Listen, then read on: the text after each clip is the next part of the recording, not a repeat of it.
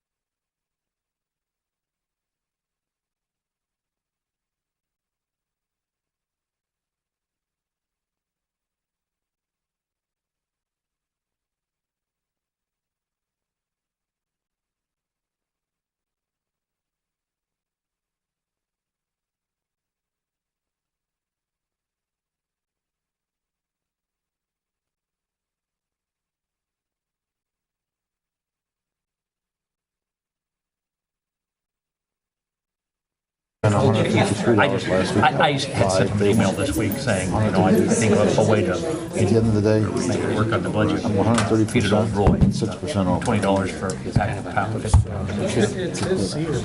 Yeah, right. And this is That's why it took so long, because they had to make sure that they were funding word all line, that. not so good ones. That's what he said. I gotta send it out now. You didn't want to sit where I put you? I was trying to keep. Jerry, what did Good you say? evening. This is the Committee of the Whole meeting for June 20th, 2017.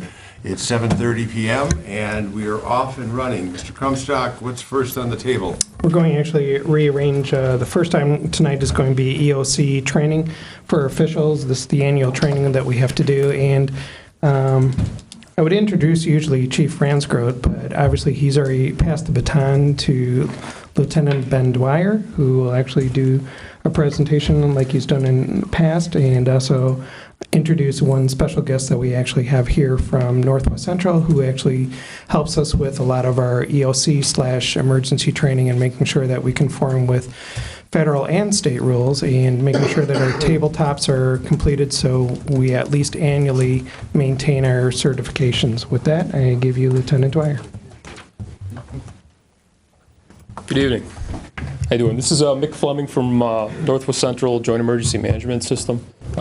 They're our dispatch center, and the communities that Northwest Central dispatches for has him on staff who actually do all the emergency operations planning.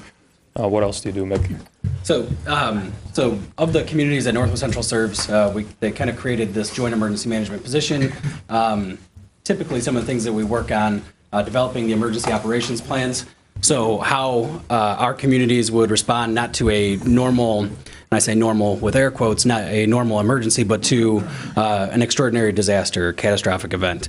We work on that through planning, training, and exercising. And so with that topic, we're going to talk a little bit about training today for some of our senior officials. Yep, and Mick's the face that you want to see walk in the door if you have something big going as far as operations, reimbursements, anything like that, FEMA forms, et cetera. It's one of those take time to make time things where if you're not doing it right from the very beginning, the amount of time you're going to be spending catching up is going to get to you. So let's get started here. All right, so City of Rolling Meadows Emergency Management Overview. It is training, but it's more of an overview. For more in-depth training, we're actually going to touch that later on opportunities for elected officials. All right, our objectives for this training, you're going to know what NIMS is by the end of this. Overview of the NIMS Incident Command System, overview of the city's framework for emergency management, and also just a really brief overviews for roles and responsibilities. So when you think of emergency management, it sounds like a fairly obtuse phrase. It could be a lot of different things. I want you to think of a structured, common sense approach to the management of risk. So there's good risk, there's bad risk. Good risk, okay, we were expecting this threat, it happened, we had it planned for. Bad risk, we didn't staff a rig and now we caught a fire and now we're kind of in trouble. So it's just looking at what happened, where you're at and where you're going, and making common sense approaches, looking at common themes, suggesting interoperabilities, having defined roles and responsibilities, having uniform definitions so everybody understands what we're talking about. So if I say a strike team, you know exactly what a strike team is. So what Rolling Meadows calls a strike team is what Palatine calls a strike team, is what Washington, D.C. calls a strike team. So whether it's a local car accident or federal response to Haiti, everybody's using the same terminology. Does that make sense to everybody? Very good. So it's highly structured but flexible. They're highly structured and flexible to manage incidents. So it developed from 1970s fire scope that they use on the West Coast for forest fires. They're so large. It could be multiple states or just a couple acres going. Legal basis, so you have Homeland Security presidential directives. That's very in-depth. If you're interested in looking this up, I will be happy to send you a link. This is just saying that the federal government accepted this as our common operating procedures, and we follow the National Response Framework and use NIMS as a template. Okay. Emphasizes partnerships and resilience. Local, state, and federal for all those. So having memorandums of understanding and collaborative agreements with local and state officials, federal officials. So let's look at the Murrah building that got blown up in Oklahoma City. Every three-lettered federal branch was there in addition to Oklahoma City, fire, police, etc. So those kinds of incidents are what's going to draw that kind of level of engagement. We also engage with individuals within the city, private sector and NGOs, so Red Cross. If individuals want to volunteer, like a CERT, our old ESDA Corps, same kind of thing. Information flows up and down the ladder of the framework. Same with the NIMS wire charts. You're going to see those a little bit. It basically defines who needs what and how badly they need to get it and who gets it. So it's one of those critical resource allocation things. NIMS is a system. It emphasizes preparedness, communication, information management, critical resource management, like we said before, command and control management, ICS, ongoing maintenance and management and maintenance. 35 years ago, if you said that you had to have active shooter training, how many people would have believed it? So we have to adapt to the ongoing threats. So we're always improving and evolving with the environment. Now schools commonly have lockdown drills. Oh, there we go. So Rolling Meadows adopted NIMS in 2004. Everybody is using it. Our city commonly utilizes NIMS for fire and rescue incidents, all the way from a single vehicle accident to a major incident, whether it's hazmat or fire, severe weather or disaster incidents. So if we have snow command, PW sets up snow command, it's the same kind of ICS. It's the same framework. We're just adjusting it to fit that specific role. Hazmat incidents, large-scale crime scenes that PD might be using, terrorist incidents, since we're close to O'Hare and other critical infrastructure in the area, and major planned events. So block parties, what else? The farmers and food trucks for weather events, the wind down by the creek, all those things. So it differs from day-to-day operations. We're talking about the car wreck. So how we work a car wreck is going to be different than how we work a bombing, etc. Unique titles. Everybody has a specific job within that title. And again, everybody knows who they need to report to. Positions may change depending on what we're being faced. One person actually may be taking up 2 spots in the EOC if you have to activate it. The most qualified person is going to be designated incident command, and the incident is handled at the most appropriate scale and level. So this is the wire chart that we're talking about when we say ICS. So incident command system is ICS. So you have incident command, who is ultimately responsible for everybody's decisions. Then off to the right, you have a PIO, public information officer, a liaison officer, safety officer. All three of those officers are intimately, involved in the management of the scene and information sharing. Then down at the bottom, you have the general staff, ops, planning, logs, and finance. Nothing gets moved or paid for unless those people are doing their jobs. Operations, those are the boots on the ground, going and doing the digging, etc. But the plans, the logs, and the finance are really the people that are supplying operations. If you don't have those 3 off to the right, nothing's happening. But everybody wants to pay tribute to the guys that are out there digging. This is on a grander scale. Oh, pardon me.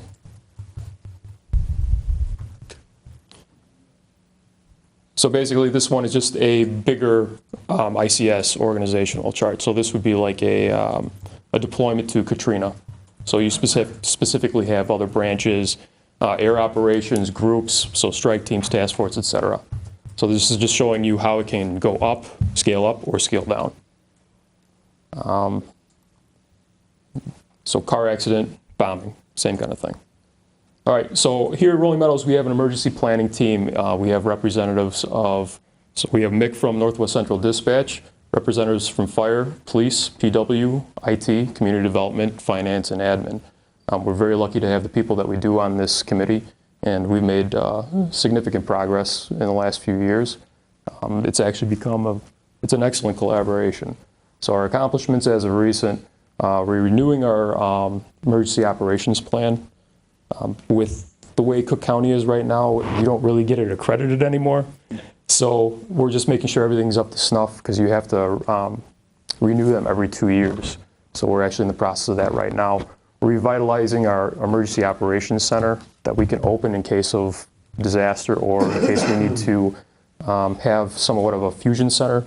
So it blends, it's a place for all department heads and key players to blend their SOPs, their rules and regs, and refer to state laws. So like, if you're creating a critical resource allocation plan, you can leverage in any kind of information that you have and technologies that you have to meet the needs of the situation.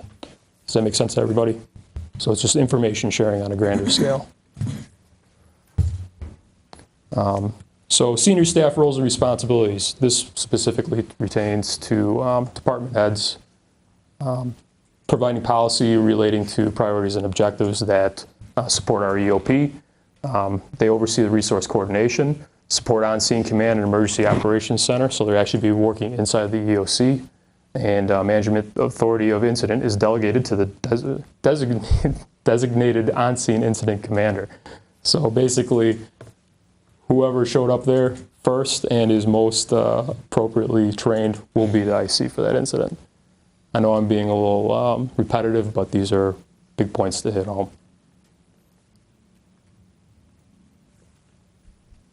All right, so incident management roles. Incident command manages the scene at the incident. There are more operations.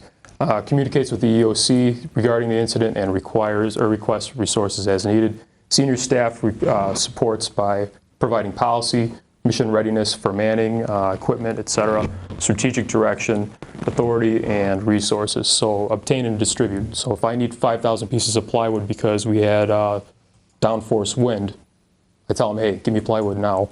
As soon as you can, they take care of it. So it goes back to the EOC. The purchases are made and it comes back out to us in the field. So this specifically pertains to you. Primary function is to assist in the management of information from the ward. So basically you're going to be information funnels. You're going to funnel information to us, we're going to funnel information back to you. It's going to work on multiple levels. They're going to get information through Everbridge software, which is like our reverse 911, from mailers, from ward informations. It could be anything. It depends on the situation, how big it is. Is it a boil order? Is it because half the town got leveled from a tornado? So it's, again, what scale are we talking?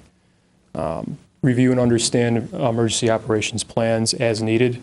When you need to know, we'll let you know. We can't show the playbook to everybody. Some things we do want to keep a little bit close to our chest. Develop policy and provide capital to support responders and operations. Vehicle replacement committees, trainings, et cetera. That's primarily where it's at. Also with adopting like NIMS as your common practice. Obtain basic understanding of NIMS in case you ever have to work with it. And the mayor ultimately holds authority to declare a local disaster. Kudos to you, sir. So you have a certain threshold that you have to meet for damage, and then the county has to meet a threshold, and the state has to meet a threshold, and the feds have to declare a disaster. There's a lot of red tape, but that's the system that we have to work within. Oh, sorry about that. So this is the recommended training. Rolling Meadows is well built to be more resilient when faced with threats. And we're maintaining a forward-leaning posture in these threats. So do you have anything for you? I'll step in and talk a little bit about some of the training. And Ben touched on this as he was going through, but obviously there are various levels of ICS implementation and the amount of knowledge that you need to know regarding the incident command system and the National Incident Management System. And so one of the things that we've really been working on is trying to get everybody up to a certain level based on where we have them in our EOC structure and where we have them in our incident command structure. So some of the bigger trainings, especially for elected officials, are these ones up here. G402, it's the ICS overview for executives and senior officials. It's an in-class course, 24-hour, or not 24 hours, 8-hour course, so it's a whole day course. IS 700, ICS 100 are both courses that you can take online at FEMA's website, so FEMA IS. If you Google that, you'll be able to pull up their website and search for their courses. IS 700 and IS 100, which is ICS 100, are the introductory courses. Everything that we talked about here, they're going to explain to you, and what they say should take anywhere between 4 to 6 hours. The active shooter, active threat, obviously we're living in an evolving time. New threats are evolving. So the active shooter, active threat course, another course I believe is available online, and there is a in-class portion as well. G191, this kind of explains how those people in the field, those responders, the fire, police, public works, those people who are out there working the incident, communicate and coordinate with us in the EOC who are managing the incident. We're not out there telling people, pick this up and put that there, but from a much higher level, we're setting the priorities of in what order do we want to get things done? Is it more important to get the power back on at the nursing facility, or is it more important to get the water back on to the entire community? And those are some of the decisions that are going to come from the higher levels and direct the EOC and what they think is important, and the EOC is going to communicate back down to the field as to how to execute those priorities from the top. So there's a wonderful list of training courses online at FEMA's website there. And we're always looking for more trainings to bring to the community. So in my role especially, we're trying to be a force multiplier. We've got a number of communities that came together to enhance their emergency management programs. And one of the things that we can do is we can bring in more trainings because we have more people to bring to those trainings. And it's typically pretty difficult to get elected officials to some of those trainings just because of your schedules. And it's everywhere I've ever been, it's always one of those hurdles. So I would pose to you, if there's anything that you find interesting or you find a training that you would like to bring here, send that message, to Chief Fransgrove, to Ben, and the word will get to me, and we'll try and get it here for you. So anything that we can do to help better the community as well. I just want to really quickly touch on just something that Lieutenant Dwyer actually mentioned, and that's just more for the community. Obviously, we activate the EOC for tabletops and some other things, but when you look at the last flooding incident that we actually had, that was the full-scale EOC where we actually activated it. Mayor Nelson actually came in. He actually sat in part of the EOC, but then we had boots on the ground again, that we were actually driving around, taking pictures, dealing with public works. But that was the last time that we really activated it in full form and everything else. And then through, obviously, Northwest Central and MIC, we've actually increased a lot of the training. And you see the active shooter threat. Pretty much most of the employees in the city actually went through most of that this year and part of last year too. But part of that is making sure that for the community we have the best trained people, but also how we always look at things is you need to be 24/48 ready, so 24 hours, 48, that the city is actually maintaining itself. After that 48, you're going to hopefully get help from other communities, and that's what we keep on talking about with all the other pieces, that when we talk jargon, the manager from Palatine can come into Rolling Meadows and he will know exactly what we're talking about, or the fire department from another municipality. Another example is obviously when we've sent employees to other municipalities, even down to New Orleans, it's the same terminology. Everybody is in the same pieces. So when we talk about logistics, everybody knows the pieces. And also we've been very good about some of the finance and administration, that when the state of Illinois has allowed us to get some reimbursement, it might be 5 cents to $1, but we've been able to show all that paperwork and have all that documentation to do it. The other thing that I do want to let really residents know, and actually the council, when we do tabletops, we really try to make them as active as they can, but also making sure that we bring in more employees so they understand what we're actually doing and talking about things. We're also very fortunate that we do have certain businesses in the community that have actually done tabletops with us, and we actually have one community that actually did an active shooter with us, so we could actually really do true training in some of those pieces. But again, overall, I would recommend, and again, if you set up an account and then through FEMA and you go through the ICS 100 and then 700, it will give you a good feel of some of the terminology, some of the other ideas. But again, for a lot of us, and again, Lieutenant Dwyer, fire chiefs, police chiefs, a lot of administration, we have a whole terminology, lots of different classes that we have to go through. There's full-day classes. There was a 300, 400, which is more technical on that. But again, we want to understand that, again, if something happens, there are some responsibilities for you, but at the same point in time, when we tell you we're just looking for communication from you to us, that's the biggest point that we have, because we're going to be running the incident from all the rights and procedures. So if you're coming into City Hall and we tell you, well, we're going to put you in the alderman's room but not in the EOC, it's because there's a terminology and there's also some coordinating off that we need to do to make sure who's in the EOC and then how we trickle that information uniformly and universally to everybody. Thank you. And I know you'll take a look at some of these courses and you'll see the length of some of them and you'll say, oh, this much time. I've been through enough federally declared disasters, and I've heard it on the front end where I don't have enough time to do this, and then on the back end where I wish I would have, but now it's too late. And some of this stuff is kind of hard to pick up on the fly. So, the time that you can spend and going through the training is time that helps all of us in the end. So thank you guys very much. Thank you very much.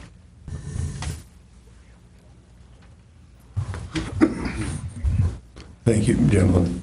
Mr. Comstock, it is audit time. Yes, actually, I'd like to introduce Ron Amon, who's sitting behind me, and he's from, obviously, the accounting firm Lauterbach and Amon. He's going to go through the 2016 audit, which is actually loaded onto your services or computers. And again, it is a clean audit that we have. Many of you around the room, this is our 2016 audit. I will let him go through, and then obviously from these discussions, in July, we're actually going to have additional discussions, fund balance, and also some other items. But with that, it's time for Ron Amon, and Melissa Gallagher, Finance Director, will also participate in this discussion. There is no PowerPoint with this. Thank you, Mr. Krumstock. I'm just going to briefly kick it off here for tonight's discussion by Ron Amon, our auditor of Lauterbach and Amon. On your laptops, Service Pros, you've got a copy of the audit itself. That will be loaded onto the city's website by June 30th. We're just wrapping up the final pieces to that. What you have is final, though, right on your computers. And tonight we wanted to share with you a couple pieces in the packet. We have an unaudited fund balance summary, which does show you all the fund balance reserves per the audit in your packet. We also have a fund balance review of the general fund, which shows you about 4 months of operating reserves for fiscal year 2016, which is about 34% fund balance within the target for the city in their fund balance policy. And then we also have a fund balance policy review, which does show you 3 of our funds that do have fund balance reserve policies, and all are in target. What we did want to say is that a lot of work goes into this. We also have a citizen report that condenses our almost 200-page plus report into about 10 pages. That'll also be on the city's website by the end of June as well. So with that, I'm going to turn it over to Ron Amon.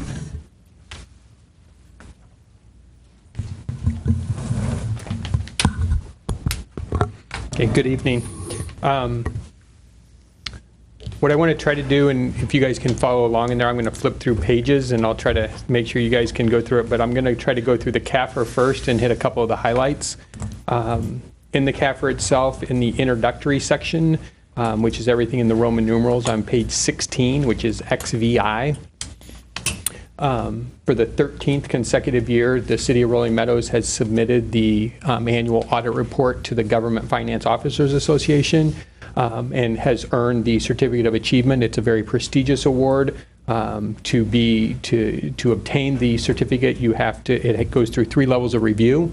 One thing to remind you is they don't comment on your financial health, but what they do comment on is making sure that all the procedures and all the requirements are applicable, that have been addressed and adhered to within the report itself. So it's a very prestigious award, and it's just, in the audit world, it's the highest report that you can submit to. So the village or the city should be very proud to continue to earn that award.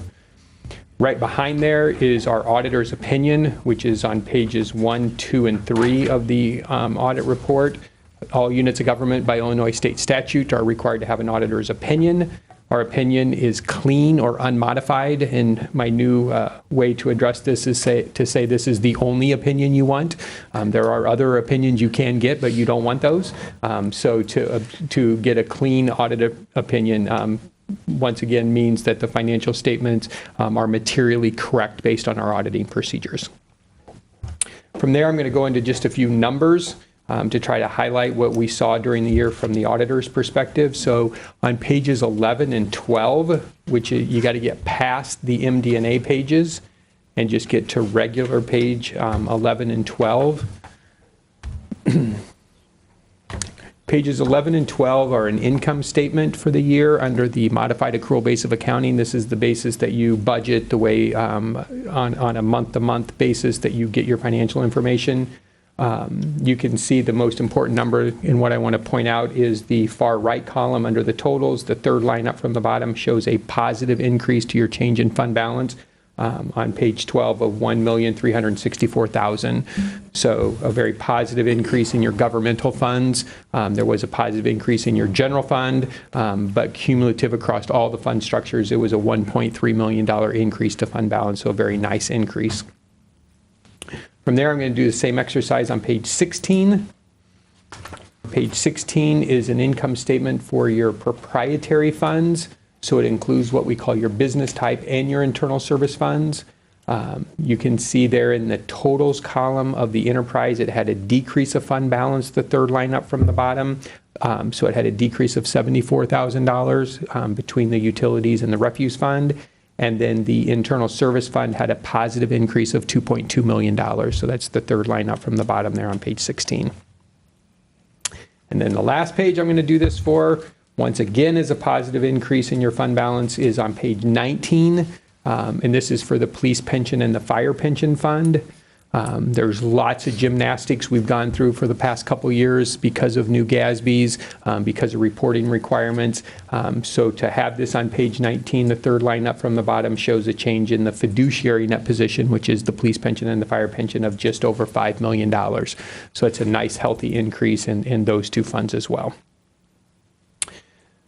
The next thing I'd like to do is go over to the management letter. The management letter, I think Melissa said, is also on your laptops. In there, we have one current comment and 4 prior comments that I want to address. The current comment is another new GASB, so I'm just the messenger, don't shoot me. The GASB 74 and 75 are going to come into play. You will be a December of 18 when you need to implement this.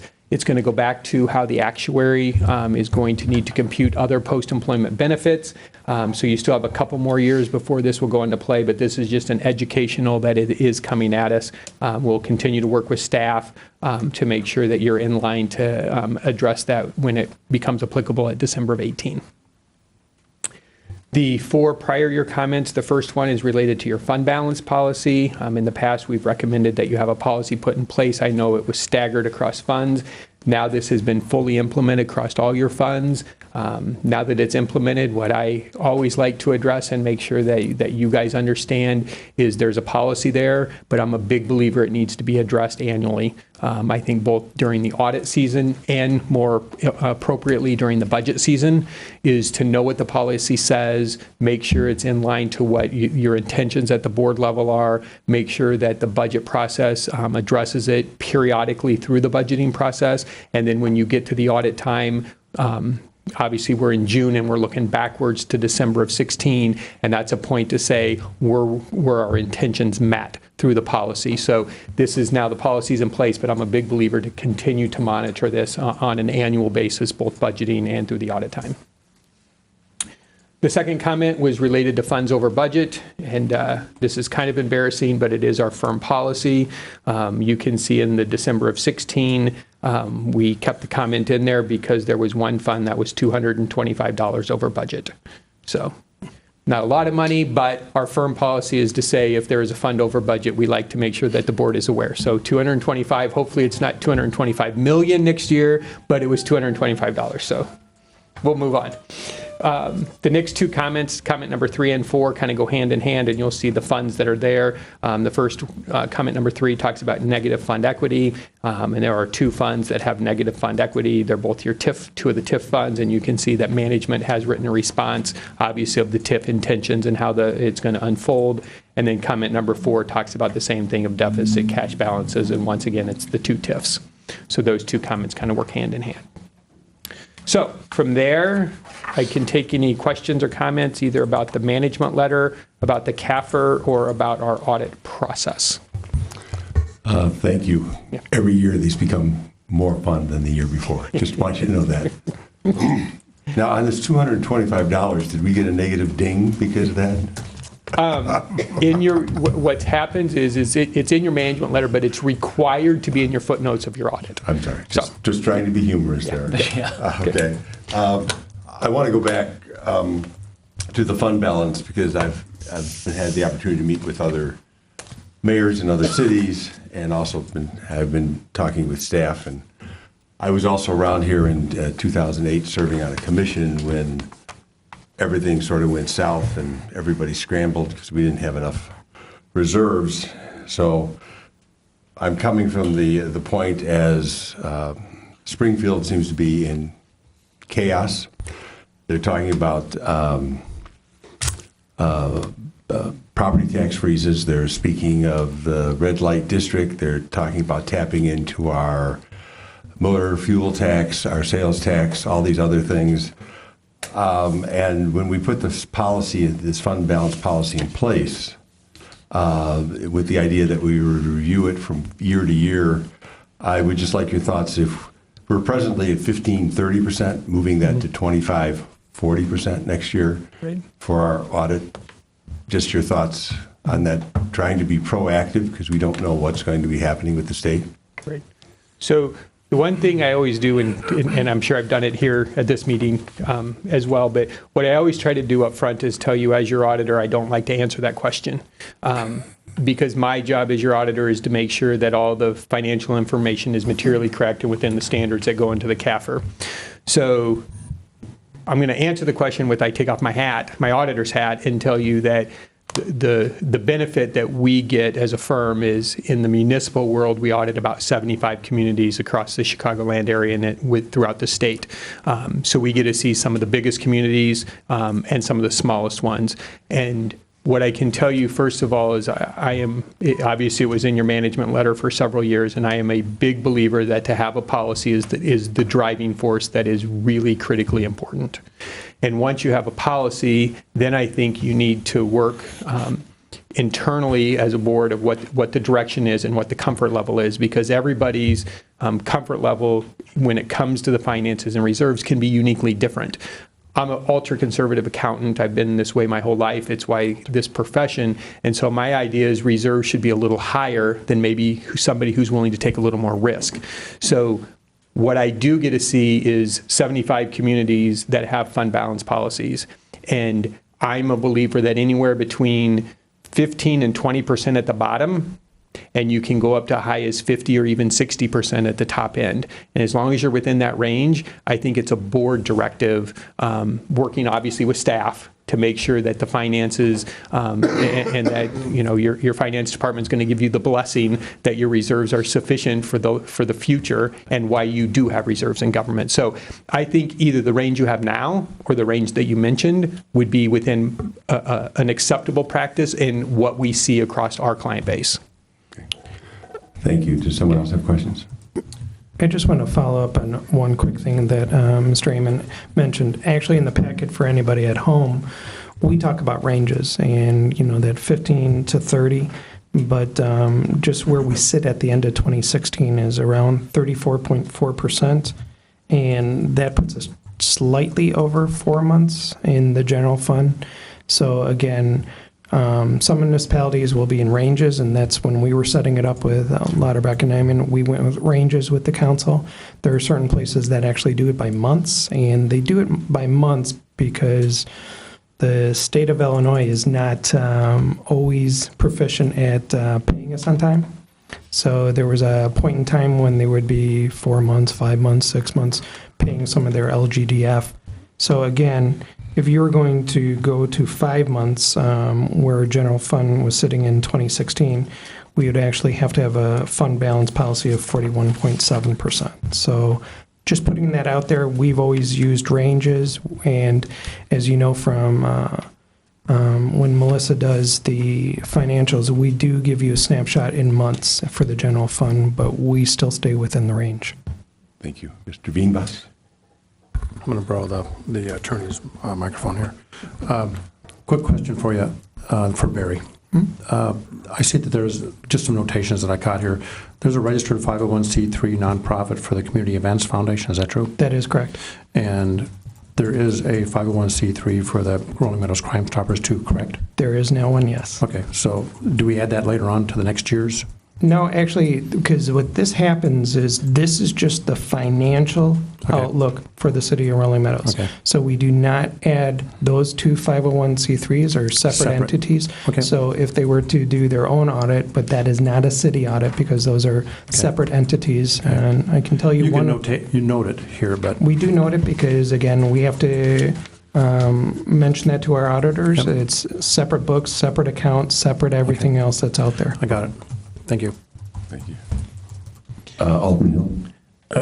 I was fortunate enough to get a sneak preview a little bit with Melissa and the auditors earlier in the week, and I actually did have a question about the reserve. And initially, I said, boy, that seems like a high number, 10 million compared to 30 million spent. And after we had a discussion and we put it in terms of months, it made so much more sense. That it is only, at 33%, it's only 4 months. There's so much on the news, including, as I was coming over here today, about the Illinois governor's unity speech tomorrow or whenever he's doing it, that I think things at the financial level of the state of Illinois are going to get worse before they get better. And so I certainly would have no issue at all reviewing the fund balance range where like 25%, which equates to 3 months, and I really do like the idea of doing it in months terms rather than percentage, as a minimum, would serve us well until we know just what the heck's going to be going on. Thank you. Anyone else? I think one of the important things that when people talk about the reserves and you talk to other mayors and you see other communities is one thing that's really important is if you start to listen and hear other people is to make sure that you're comparing apples to apples, because what some people use as reserves in their general fund, they will pull out things that are either maybe what we call assigned or committed. So when you start to look at this, you need to make sure that you're using numbers that you understand that are a reserve for a purpose of. Is it something that is a future capital project, or is it for the idea that to compensate for what the state is doing or may not be doing? So to make sure that you're using like comparisons and know what those reserves are for. Thank you. Anybody else? Alderman Cannon. Thank you, Mr. Mayor. Ron, just a quick question. I have a feeling you might not want to answer this because of your previous statement, but I'll give it a shot anyhow. Okay. You're obviously well aware that we've paid off a number of our bonds this year, or we will be shortly. Mm-hmm. Could you comment on just the general ability of us going forward to bond out? Obviously, as a council, we're looking at some major investments in the near future. Right. Could you kind of just give some broad comment about what do you think our ability might be in that area? If that's fair to ask, I don't know if it is or not. Well, I'm going to defer. What I did, someone just recently, I was at a board meeting one day last week, and what I tried to do first, and then maybe I'll turn it over to Melissa or Barry to have them do it. But what I'll do is try to give you a context of bonding and what philosophically what I've learned through my career and what I hear and see is if we take today's date and you bond something and you issue debt, and almost all the time you're going to do that for something that is capital in nature. It's a big ticket item. And so if you bond it today, you're going to pay principal and interest into the future. And so the people who are using whatever you bond for are the ones that are living here during the time that they pay or use the services of the city of Rolling Meadows. So when you bond stuff, you're having people who live here at that current time pay for whatever it is. If you use current reserves for something that's capital in nature, the reserves have gone and been built up from the past. And so if you use reserves to do something that's capital in nature, you may have somebody who's helped contribute to the reserve that's being done, but then they may leave the city and they're not going to get the benefit of whatever that capital is. So the reason you bond is the idea of when do you want the specific purpose of the project and who do you want to help pay for it? Do you want the people in the future or the people from the past to pay for it? So that's a general philosophical decision or thinking process towards bonding. Your more specific question, I'd probably prefer not to answer. I figure you might, but Okay. I thought I'd ask anyhow. Okay. I can live with that. You don't have to, that's fine. Okay. I'm fine with it. Okay. I'm not looking for a specific number, but Right. I think we're in a better position going forward to bond out than we are right now. It is, and the council has heard from Melissa and I numerous times on this, but you look at the picture that we had some time ago to the picture that's now, and you look at how the rating, Moody's and S&P, has increased and stabilized and reaffirmed where we sit at this point in time. And a lot of that goes back to the audit showing that we have true cash, we have true reserves, we have true policies that are in place. So that's the biggest thing that they do. Yes, we do have a clean audit, and if we are getting ready to go to bonding, that's what they're going to be looking for. One thing that actually I was remiss in mentioning in the beginning is one thing that Melissa and finance, they spend a lot of time on this. And the other reason that we spend so much time on the audit is it goes to so many different locations, not just the state of Illinois, but Moody's and S&P. And when we get a rating discussion on a phone or a surveillance call, that's what they're looking at. They're looking at our pension numbers. They're looking at our reserve numbers. They're also looking at, are you being true to yourself? Are you not just doing a one-year blip? You got all these one-year incidentals, and then you just start spending it. They're looking at your true philosophy and your growth. So again, it's kind of easy for staff to say, okay, we have two negative funds. They're both TIFs. One will get positive now that the bonds are going to be paid in December of this year, and the other one is just on the tax rolls before. If Cook County would just reassess it correctly, then it would run itself on its own course. But it's a non-traditional TIF with 15 years. A lot of good points when we talk to those Moody's and S&P, but that's what you really need to look at. So if we're ready to go out for bonding, this new story, and that's what I call an audit, it's a snapshot in time as December 31st, 2016, really makes it beneficial and a great story. Thanks. Any other questions? Well, then I thank you. Okay. And, Okay. and we'll see you next year if not sooner. Yeah, thank you. Okay. The next item is actually going to be the K-9, and I just need Sergeant and Freddie to come up and load the PowerPoint. So we're doing a little delay as he loads. Well, hopefully you guys are in a good mood after that. Thank you for your time, Mayor, Alderman. What I'm here for today is I'm here to get your support to implement a Rolling Meadows Police K-9 unit. This is an outstanding police department, as I'm sure you all are aware of that. The men and women of this agency are highly skilled, highly trained, and provide outstanding police service to the community. You know, they risk their lives each and every day to protect this community. They do a great job at that. I'm very, very proud of them. And I would put this police department against any other, and I'm very confident we would come up on top. However, as chief of police, I do have a role of always trying to improve our effectiveness, our efficiencies. And one area I really believe that we are lacking in is we do not have a K-9 unit here in Rolling Meadows. Many police departments, if you look at the next slide here, many police departments in our area have realized the importance of this law enforcement tool. They have this for their officers. They have this to raise the police service to their communities. The next slide will show you actually Rolling Meadows is like an island surrounded by agencies with active K-9 units, and I really believe we need to go in that direction, and we could do that at a neutral cost to the city budget. Police departments are so valuable because research has proven that they can improve officer safety, first and foremost. They could also improve search efficiencies, they could raise crime clearance rates, and they could improve community relations. I know just recently we had our block party. We had about 2,000 people out there. Huge success. It was really nice. We have our law enforcement auto show out there. And for, I think it was the last 2 years, we've had Arlington Heights Police Department come out and do their K-9 demonstration. I get tons of positive feedback from the public on that. And it just would be great as the chief of police of Rolling Meadows to have a Rolling Meadows K-9 actually perform at these public demonstrations at the Rolling Meadows event. So, I mean, this is just one aspect. If you look up there of the many K-9 uses, you know, I've been in law enforcement for over 30 years, and probably for about 28 of those years or 29 of those years, I've been involved and had a K-9 at my disposal, and they're just a great tool. And one of the reasons they're so effective, obviously, is their sense of smell. 97% of what they do is through their nose. They can smell, I think it's like 1,000 times greater than a human being.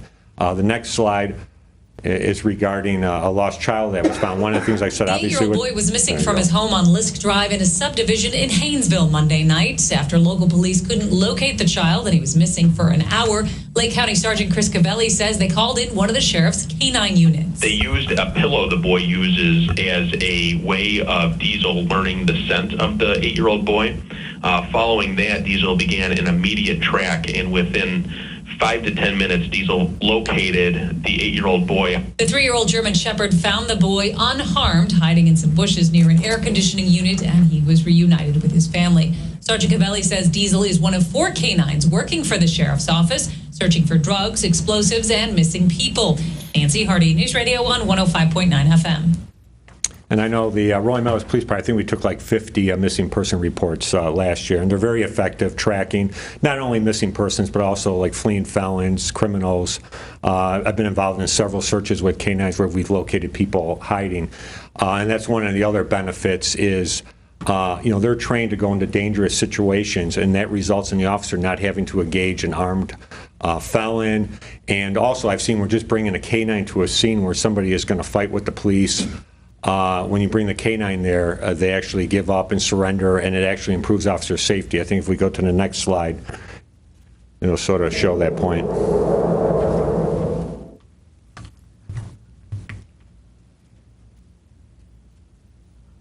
Sacramento Police Department had a pursuit of a stolen vehicle. They requested a canine unit to be involved. The vehicle crashed in a large open field. When I arrived with my dog, my partner, Drago, we did a search of the field with the SPD. We just searched the field and Drago located the guy. Well, Drago did exactly what he was supposed to do. That's what we have him for, and if we would have been the ones searching that field without him, I mean, we would have, if we did find him, we would have been right on top of him, and those gunshots would have been meant for us. Drago basically took those bullets for us. He did exactly what he was supposed to do. I'm very proud of him. He just saved our lives. Sort of shows you the impact and how effective those dogs are and how they do save and they prevent officer injuries. And this is important too, because right now I think attacks on police just this year are up 61%. I mean, you watch the news, you could see on TV, that it's a tough time to be in law enforcement right now. Like I said, a dog definitely improves officer safety. And, that's my first and foremost thing, is to make sure the officers that work for this agency are safe. And I've done everything I can to promote and help their safety, and this would be one step in that direction. You go to the next slide, John. This is just, next slide's going to show you some of the canine uses, finding articles, drugs, and so forth.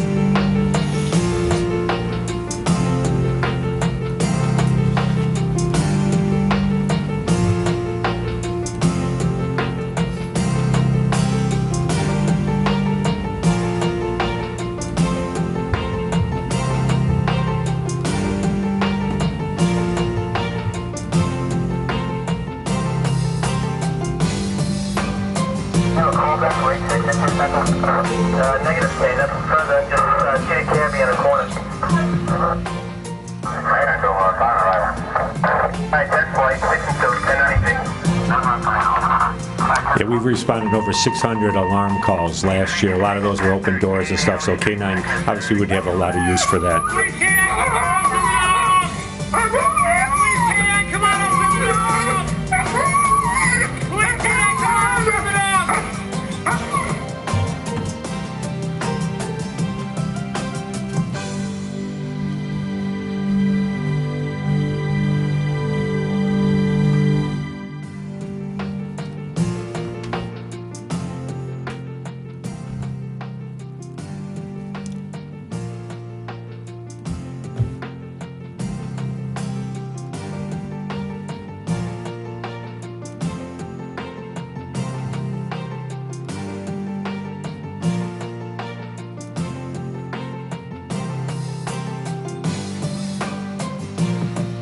Philip, again, I'm Deputy Brian Thompson with the Sheriff's Office. This is our new dog, Finn.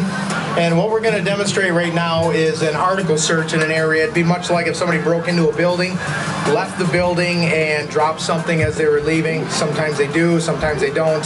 And we're just going to search this area out here to my right. And there's some keys out there somewhere. As you saw, we just threw them out there. And we're going to have the dog search. And if he can locate those, we'll down the dog and he'll get a reward for finding those. And it just represents what we see in the field.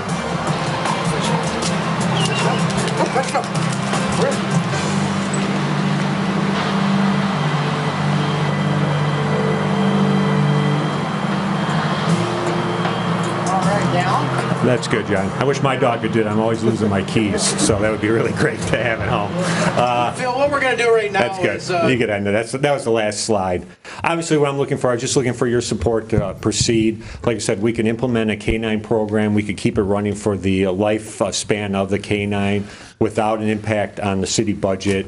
Funds are available through asset seizure, which the police department has access to, and those are funds just for law enforcement purposes.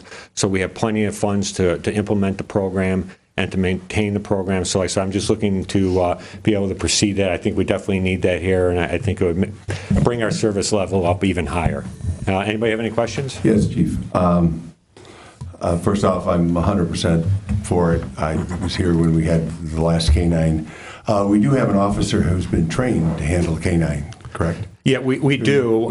Do they have to go through retraining? We would have to do a retraining. And the big difference between the K-9 we had previously and the K-9 I'm proposing, I'm looking for a dual-purpose K-9, so it's completely different training.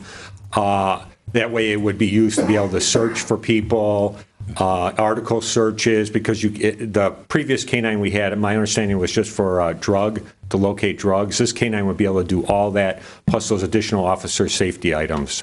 And like I said, on the drug enforcement, it's very important, and this K-9, if we did get that, would be able to do it. But I'm looking for, like I said, to locate missing, people, to protect the officers, and the drug enforcement would be something, but it'd be lower on the priority. So we would most likely train, and to get a K-9, 6 weeks of training, that would be about $16,000, if that was your next question. Well, no, well, actually, yeah. Well, my next question is the lead time if you got them today to get them out in the field. So you're saying 6 weeks? It's 6 weeks of training. Obviously, we would do an interview process for any potential handler. I'm not sure when the next classes are. We'd have to go pick a dog out, but I'm hoping by, I would say, 6 months to have hopefully it running. Things take time, and that's one of the things with the K-9. You just want to make sure you pick the right handler, you pick the right K-9. So I wouldn't want to rush. It's sort of a long process, but I think as we move forward, I think it would really help out this police department. Okay, thank you. Who else has questions? Yes, Alderman Cannon. Thank you, Mr. Mayor. Chief, a couple questions. Is one dog enough? I would definitely, the agency I worked before, we did have a couple of dogs, and they would always ask if we need more. The thing is, with something like this, you don't want to rush it. You always want to make sure, like I said, that you have the right officer, you have the right K-9, you take your time. I think if we had more than one dog right now, I think just the management part of it would be a little bit difficult, and I wouldn't want to rush something. I wouldn't want to see something overlooked because we had multiple dogs that we were trying to train. I would see maybe in the future, yes, to have more than one. Most agencies do have a couple of dogs. So I guess question, and without getting into a lot of detail, if you only have one dog and you have 3 shifts a day, how does he help all the shifts? Well, most likely the officer would work a power shift, so he would be around when mainly most of the calls for service are. Plus, obviously, the department's need would take priority, so whoever the K-9 officer would, their schedules would be flexible when we had a community event, or if we had a problem develop at a certain time of day, whether it was break-ins or so forth, their schedules, that would be part of that, taking that on that position. Their schedules would fluctuate, and plus that way we would get better use of the dogs. We'd be able to deploy it at times in areas when we need it, not so much just having it on a set schedule, working day shift or afternoons. So if we went ahead and got a dog, I'm also on the vehicle replacement committee, and I know in the past when we had our last dog, there were some issues with the car we provided the officer. Yeah, that would be part of the expense, and so we'd have plenty of funds available. And I said we would buy a dedicated police car just for that K-9, and that's actually where most of the expense is. Like, so the $16,000 for the K-9, the training is actually minimal. The expense of the true program would be the car, and a truly loaded car with a K-9, you have some extra equipment there, would be roughly, I think by my estimates, about $56,000. So it's very expensive. So does that include the officer's salary who's going to be on duty with? Well, the officer's salary, no, it wouldn't include the officer's salary because we wouldn't add an additional officer. And the officer, obviously, he would have the K-9 assigned to him, but he would still respond to calls when he worked the shift. I don't like to isolate an officer and have him just on the K-9 and that's all he would do. He would still be assigned to a shift, whether it was a power shift or we moved him to different hours to address certain problems. He would still, if available, respond to calls if need to. So I wouldn't increase an extra officer. We would still have the same level of officers we have now. Would there be any possibility of us partnering up with like a Palatine and use their dogs at the same time, help, kind of like what we're doing with fire, where we actually make a contribution and we work together with them as opposed to just a standalone unit? Well, if we had a K-9, we would work with the other agencies. They do joint training. I think it's on Tuesdays. The problem, like so, we do school searches every year. We have to call other departments in to use their K-9. For scheduling, it causes a lot of difficulty on us because what's good for us might not be good for another agency, and we're at their beck and call. If they're busy or something happens in their town, obviously that takes priority. So they're trying to use another department's K-9. I don't see that as feasible. I don't know of any agency that does that. Like I said, mostly Palatine has their own, Schaumburg has their own, Arlington Heights has their own, and they do work together. Like if our K-9 wasn't here, we definitely could call another agency, and we have. But the problem is when you start using other people's resources, you don't always call them when you probably should because you don't want to burn that bridge or you don't want to use another department's resources too much. So I don't know if that answered your question, but... Well, it doesn't because I was looking more of a partnership, not just borrowing and their dog. I mean, actually make a financial contribution. I'm guessing some of the neighboring departments have more than one dog. Is that a safe assumption? Yes, that is correct. Okay, I mean, all I mean is partnering with people. I don't mean to give it, just a freebie. Okay. Where actually we make a contribution, but we don't have to have our own unit. So we have them available whenever we need them. I guess I could see just logistically, I could see that would be a lot of issues, and I'm not aware of any department that does that, so that's something I'm really not too aware of. Okay, thanks. Yes. I just want to make one quick comment. Obviously, Chief Nowacki and Sergeant Manfredi, they've had a lot of discussions about this. Part of it is that I asked them to make sure that it was going to be neutral to the budget, but there were a lot more questions, and I do appreciate the extra time that they spent on this because it did go back a few times. And again, I do appreciate them bringing this up to this point in time and actually making sure that at this point in time, the numbers that we're talking about are coming out of the seizure asset, which is an appropriate use of seizure assets because it's a new vehicle, a new program, new items that would be coming to the police department. And just reiterating one item, obviously this would be a process. Chief Nowacki and his staff will be going through an interview process. It's not just for the officer, it's also making sure that they get the right dog in the program going. And again, I think when we're sitting around the table after the 2018 block party, I think that people will really appreciate the new program that they've set up. Yes, Mr. Alderman Gill. A quick question. With the K-9, when it's not on shift, is it in the police department or is it with the handler's home? It would be assigned to the handler, so the handler would have it at his residence. So like I said, the department car, they would have full access to it. So if we needed it at night, we would call our officer and they would have the dog there with their vehicle and be able to respond quickly. Okay. And then so ancillary support in that officer's home, is there a stipend involved from that seizure fund? They wouldn't get a stipend. Obviously, if there was overtime or something like that, we could look at funding any overtime directly related to the K-9. They also, like so all the food and everything like that would be provided by the police department. We would have to pay for the K-9's food, which is, I think, about $1,500 a year. And healthcare as well. And healthcare too. Okay. Yeah, well, that's all included. Like so, with all those expenses, training, certifications, all that. Like so, we have plenty of funds to keep that program running. Thank you. Alderman Diastis. Chief, how long is the life expectancy and service of the K-9? Normally it's about 6 years, and that's what we're planning. And at 6 years, that's with no additional money coming in with asset seizure. We'd still be able to fund the program in another 8 years longer than that. So we have plenty of funds. But I'm anticipating a 6-year, usually working life expectancy of the dog. Sometimes it does go to 7 or 8. but typically it's 6s from what I've heard. Well, I like your idea that we start slowly, we identify the proper animal, we identify the proper police officer, and that it's budget neutral. So if it's budget neutral and it's going to improve the efficiency of the police department, and we've got enough to sustain it for 6 or 7 years, I'm on your side. I'm a go on this one. Good, thank you. Any other questions? So do we get a straw vote for?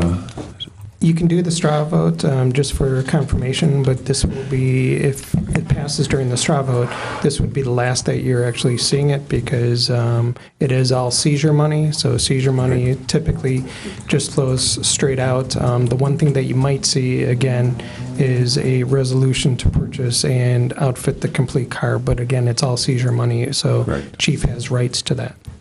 So I guess what we're going to ask for is a straw vote to support the Rolling Mills Police Department to have a K-9 unit, please.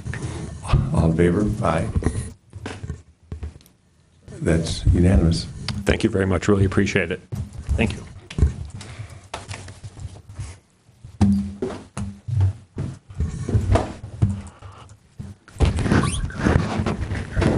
Can you load the fire station? And Chief is coming for the fire station. Okay, Chief, you're up next. I believe so.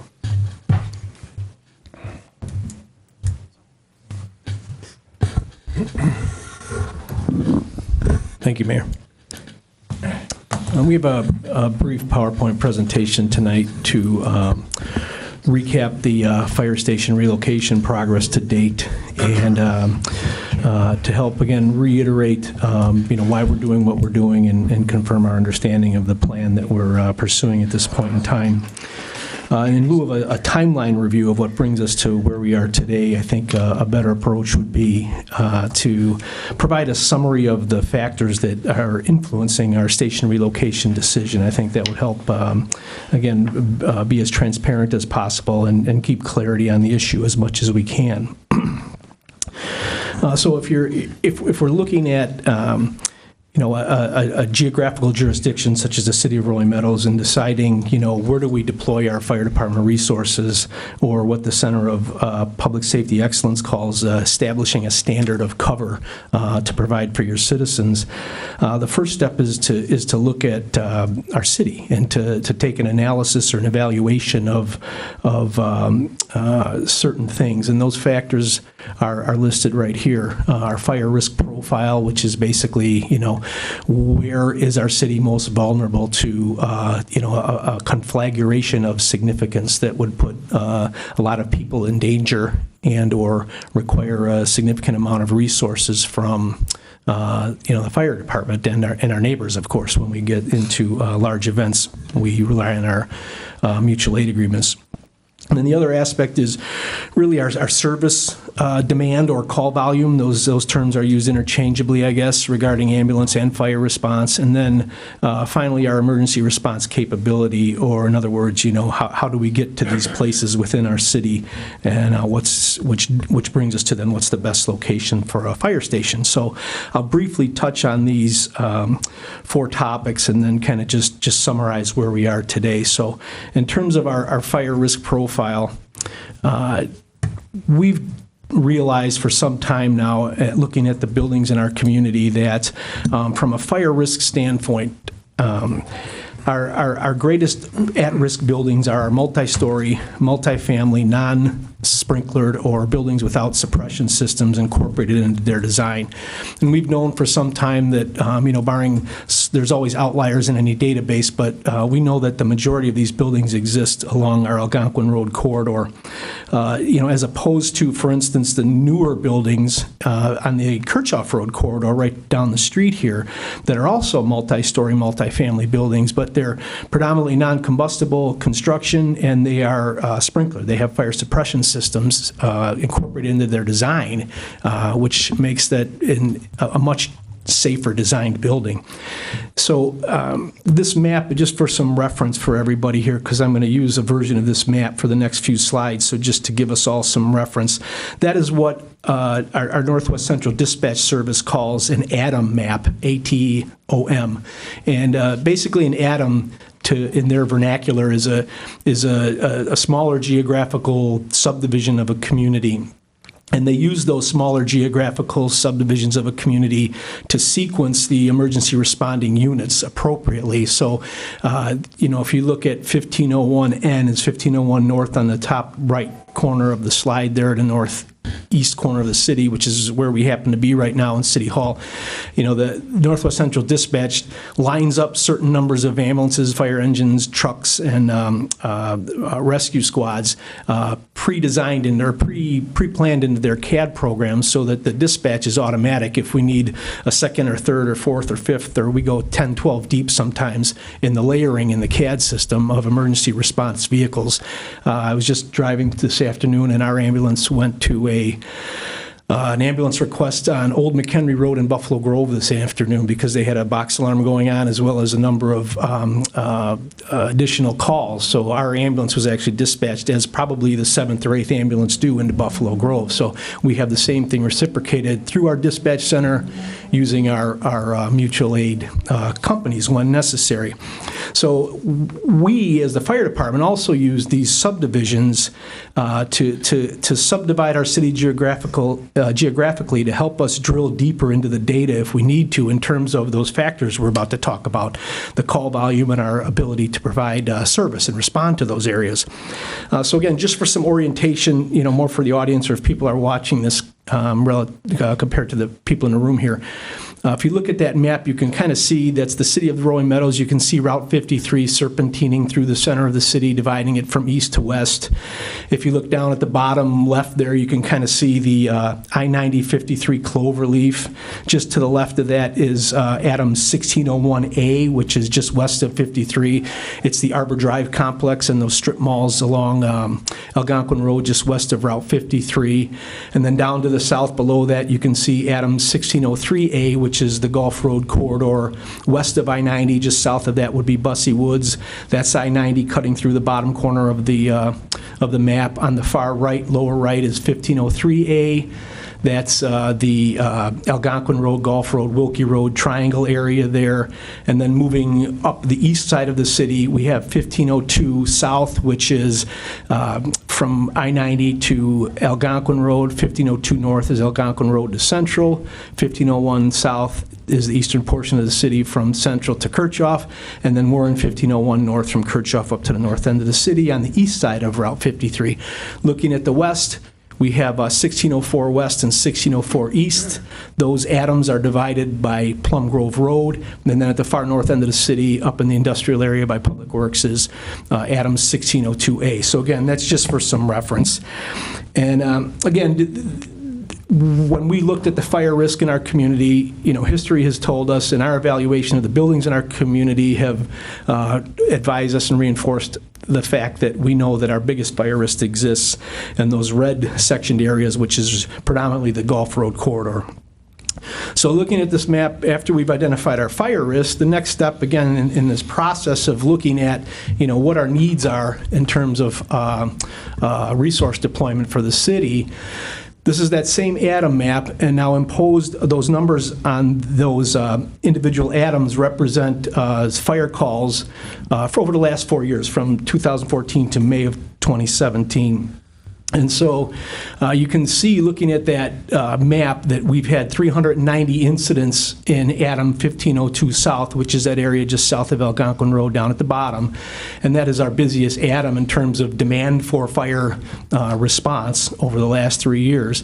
And we pulled 3 years data to give us a good snapshot, but I can tell you that this data goes back fairly consistently over 10 years. The trends that we're going to look at here have been fairly consistent for over 10 years now. So nothing we're talking about today is really anything new or unusual. But you can see we have a busy fire Adam at 1502 South, followed by 1501 South and 1501 North with 377 and 306, and you can see the numbers there in the red shaded to help visualize the data, which tells us that when we look at this, the majority of our fire service call demand is on the eastern portion of the city. So what we're going to overlay now is our ability then to respond to those calls. So again, this is data drawn from our CAD system over the last 3 years, and those blue numbers represent the percentage of time that we are able to respond to those specific incidents within 6 minutes or less. So you can see that along the Kirchhoff Road corridor in the 1501 North and South Adam, the 1604 East Adam, just west of 53, including the Kirchhoff Road corridor, you can see that our percentages are within the, above 90%. And our benchmark or goal in response is 90% of the time, 6 minutes or less. And you can see that, again, that's, we are meeting those objectives. We meet that goal for the most part along the Kirchhoff Road corridor. As you get further into peripheral areas of the city, those numbers diminish.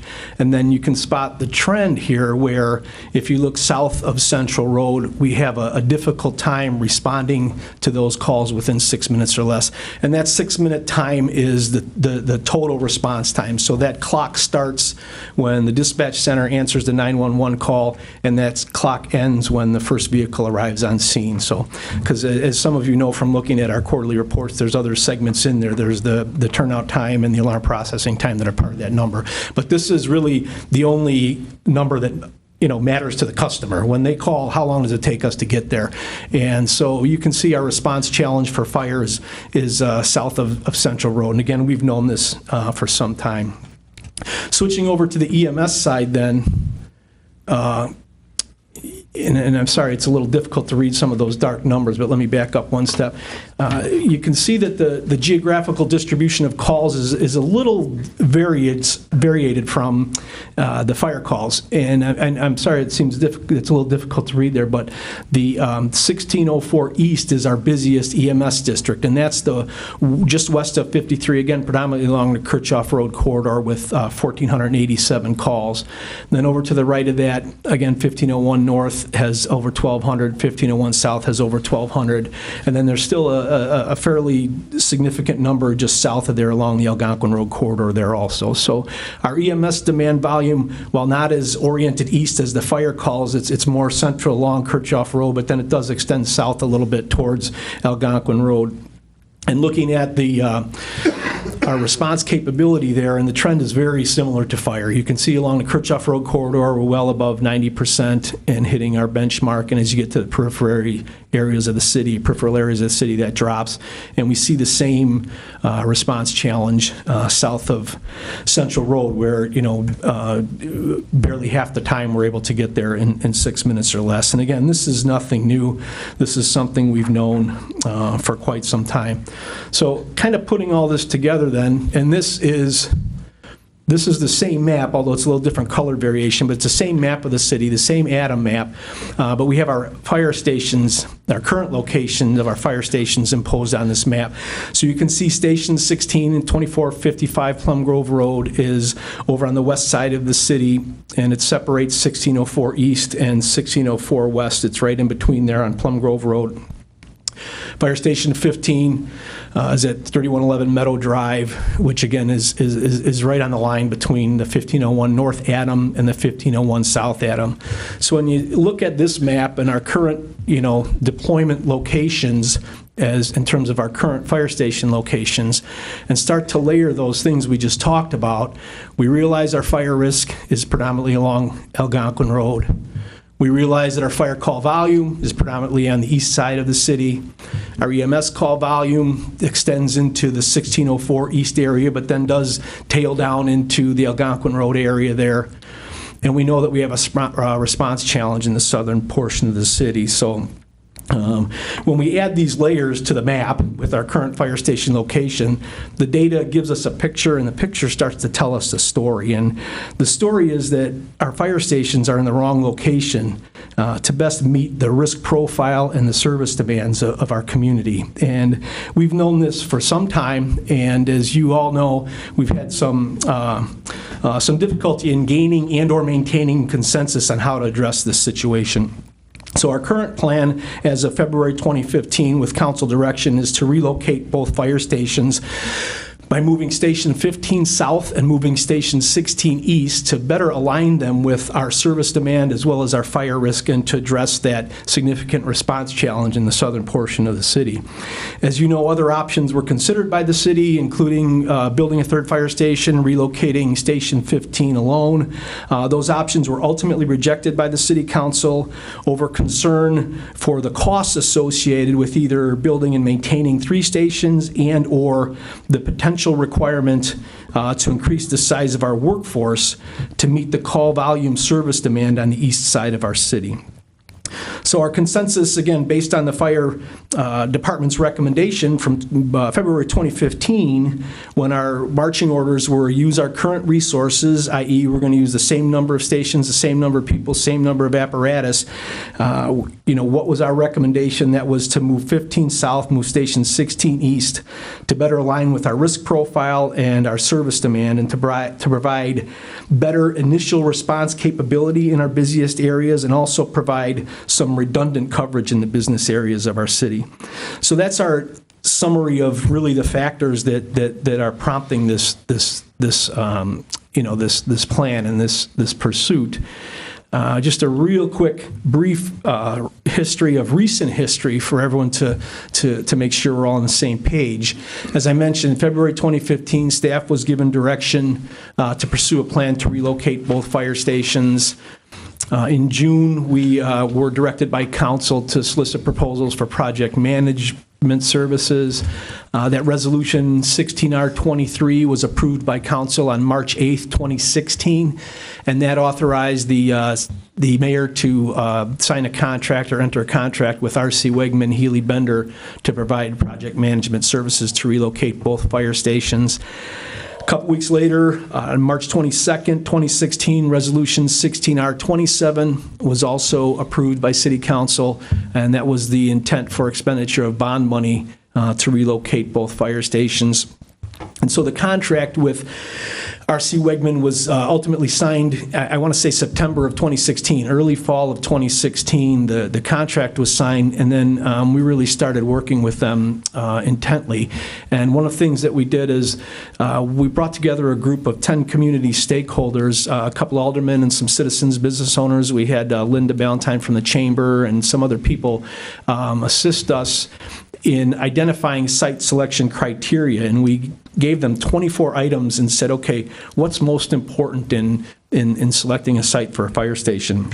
And so they weighted or prioritized that criteria so that we knew what was most important. Staff then took that criteria and applied it to a number of potential sites that we're currently looking at, including our current fire station locations. They were also evaluated using that criteria.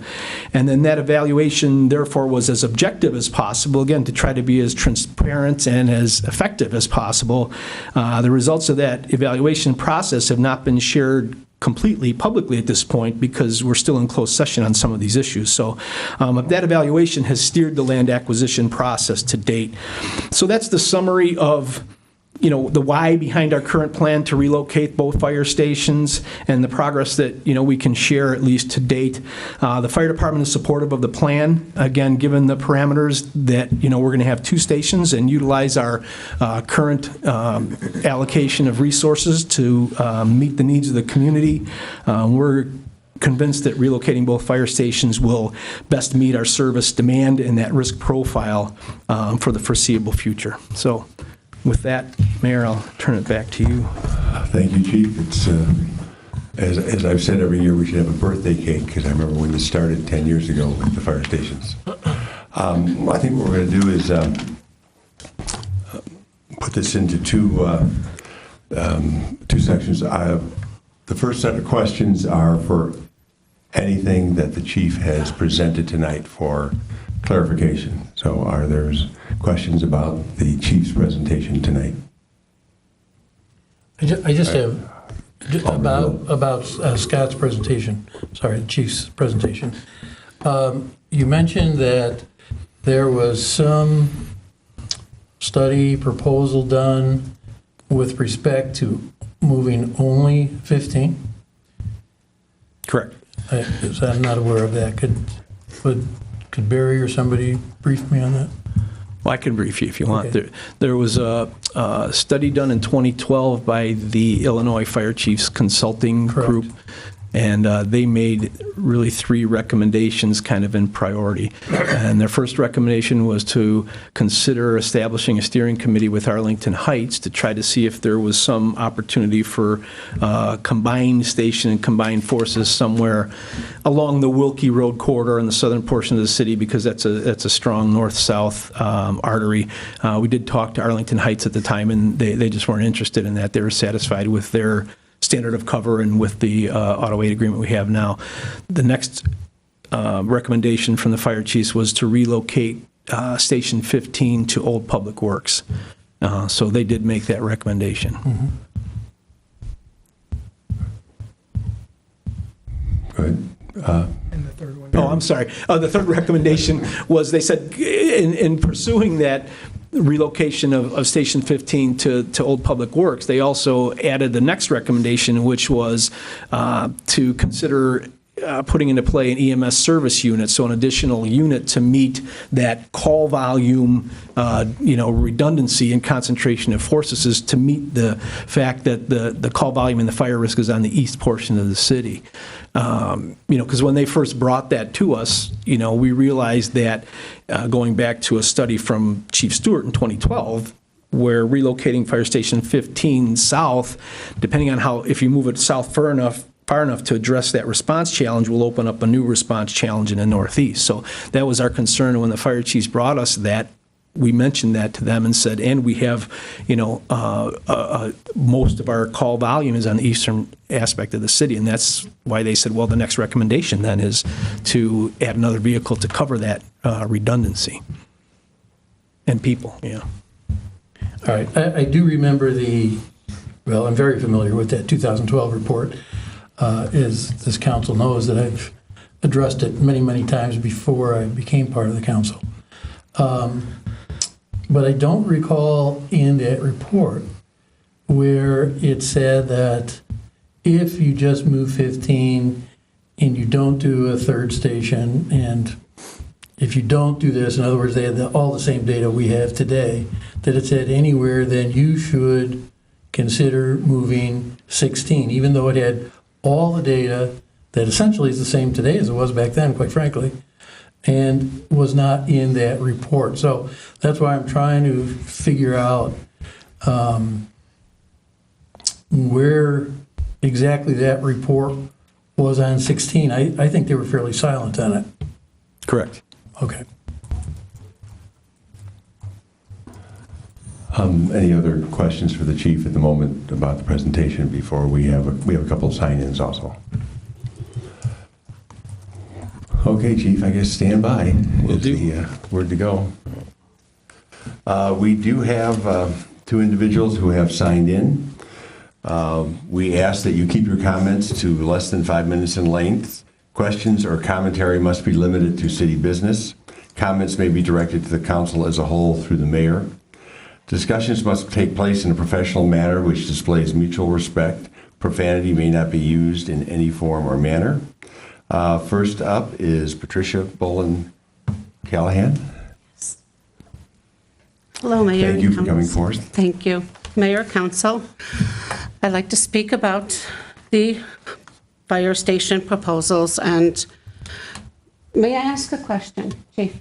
When you had up the different response times, It's supposed to be direct. if I'm, yes, oh, I'm sorry, I'm sorry, I'm short, I'm sorry.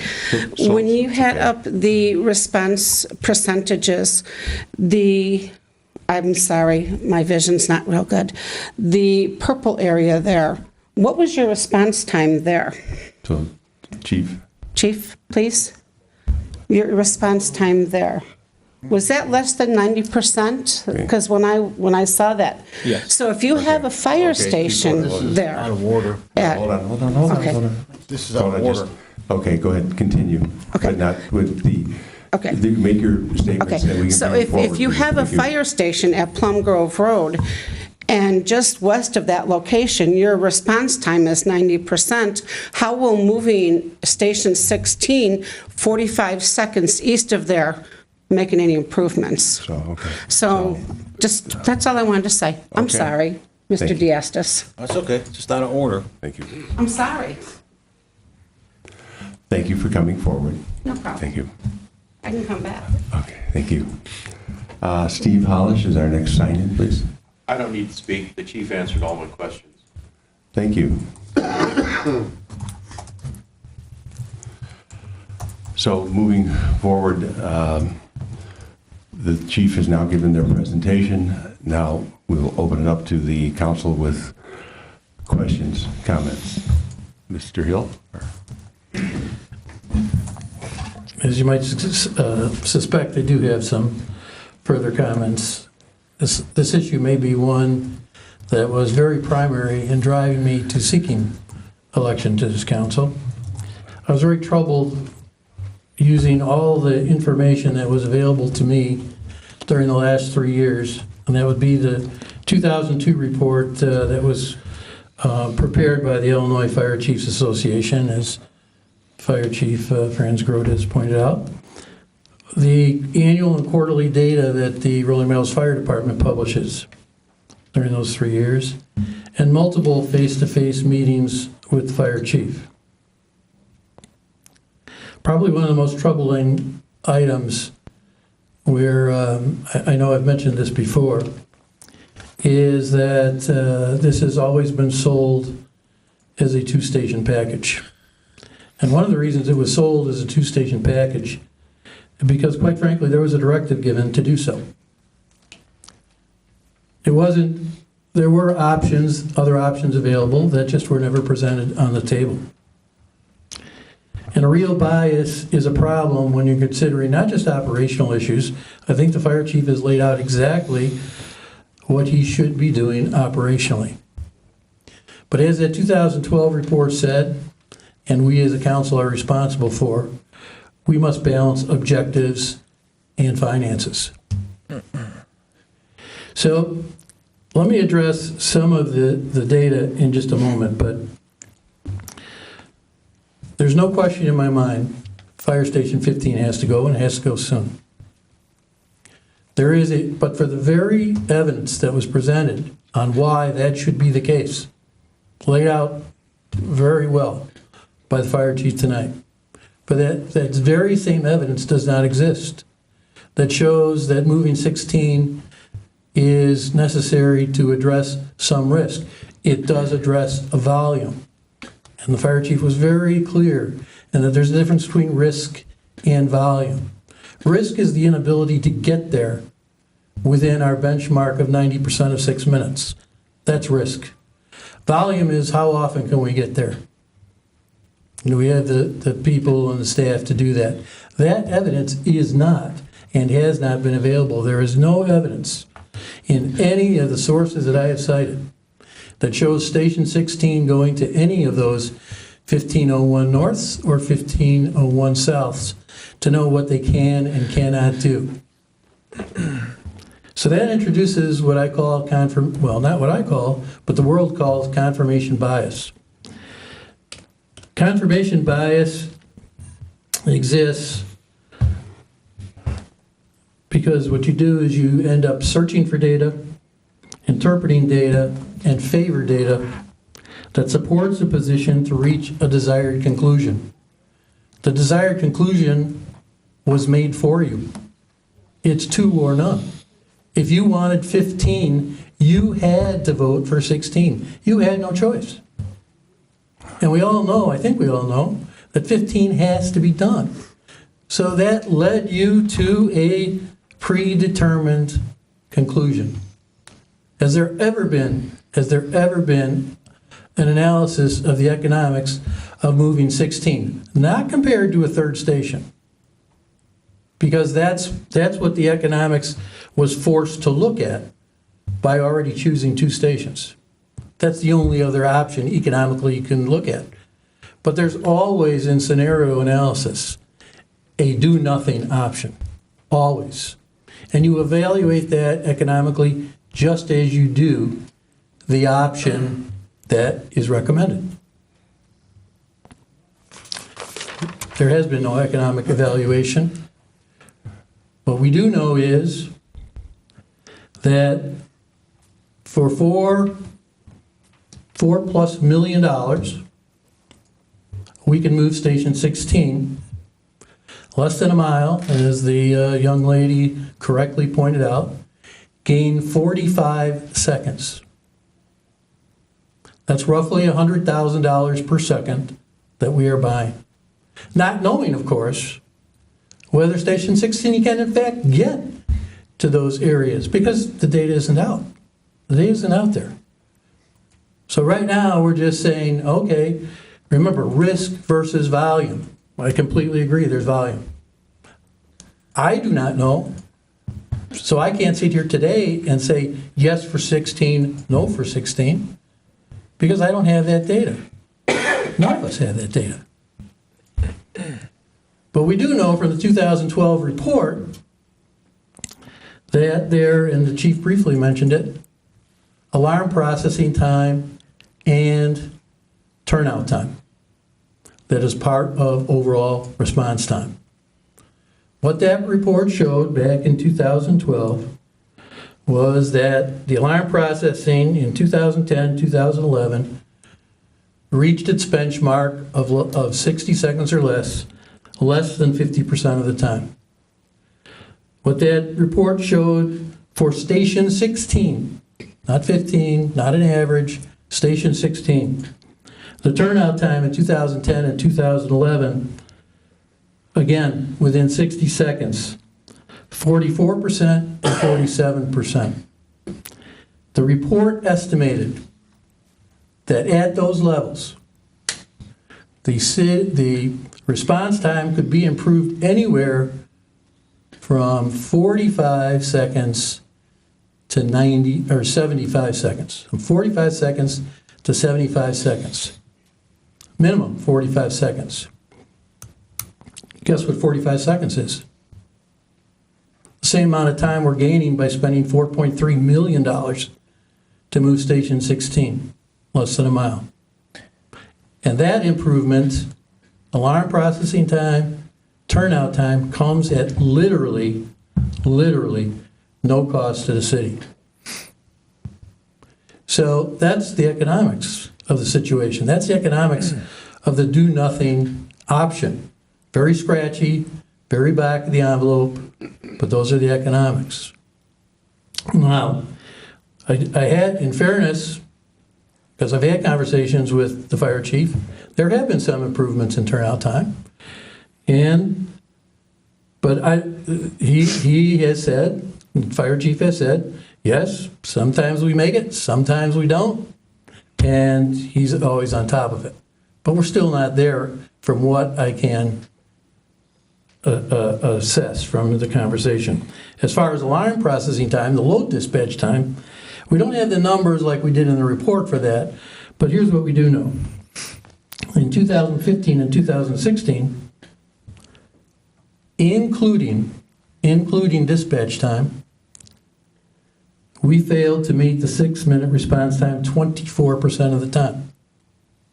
Excluding that alarm processing time, over those same 2 years, we failed to reach the 60-second or the 6-minute response time only 10% of the time. So clearly, that has not been fixed at all since. Now, I know we are part of some other group that shares dispatch and all of that, but if we're part of the group, we have a say-so in what's going on. I assume if we're having trouble with it, they might be having the same trouble. But again, my point is 45 seconds of time is out there at literally no cost versus 43 seconds or 45 seconds at $4+ million. So what do? To me, that says, without the data, going forward with where we're going, that is killing a fly with a sledgehammer.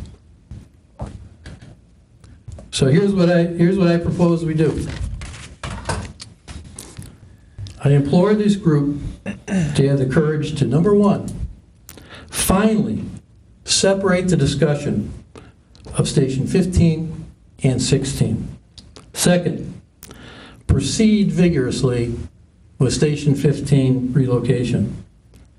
3, fix the fixable at Station 16.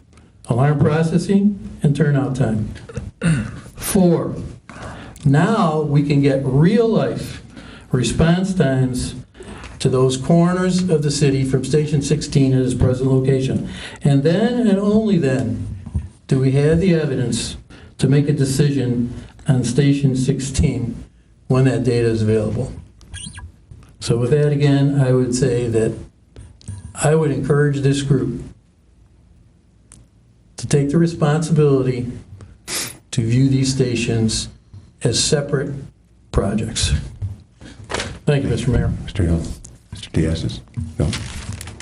Any other questions, Mr.? I just have a couple follow-up questions for Alderman Hill, and then maybe, Chief, if you can chime in for me for a moment. But you spoke on the economics of not relocating 16 at this time because the data was insignificant or didn't show the necessity. Unavailable. Unavailable, well, sure.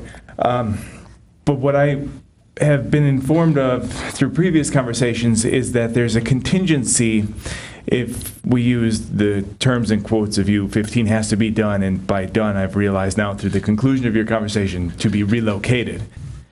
If you relocate 15 further south to the proposed locations that are discussed, all you essentially do is now exclude the geographics of the situation and increase response times by leaving 16 where it currently sits. Well, and this is where I need Chief, he said it once before eloquently and actually made a lot of sense geographically, so I'll let him fill that gap. If the chief minds, can I take the question first, and then you can certainly have whatever you want to. Let's finish.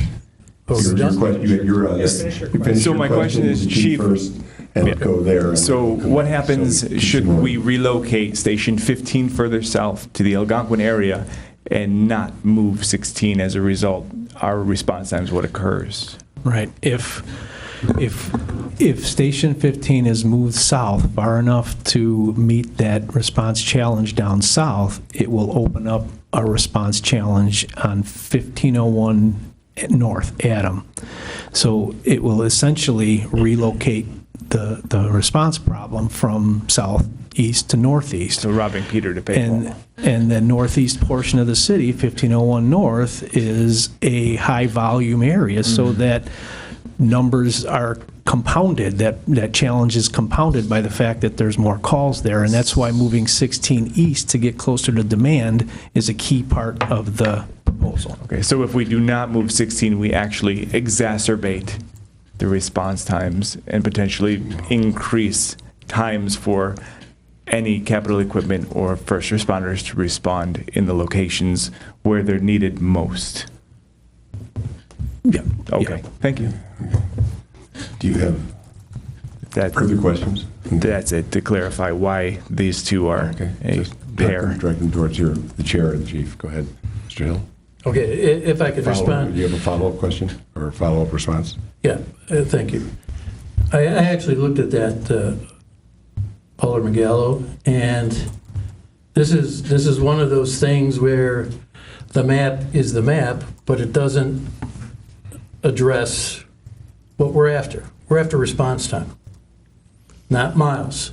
So while one would say, all right, I'm taking this station and moving it here, doesn't it make sense to move this to there?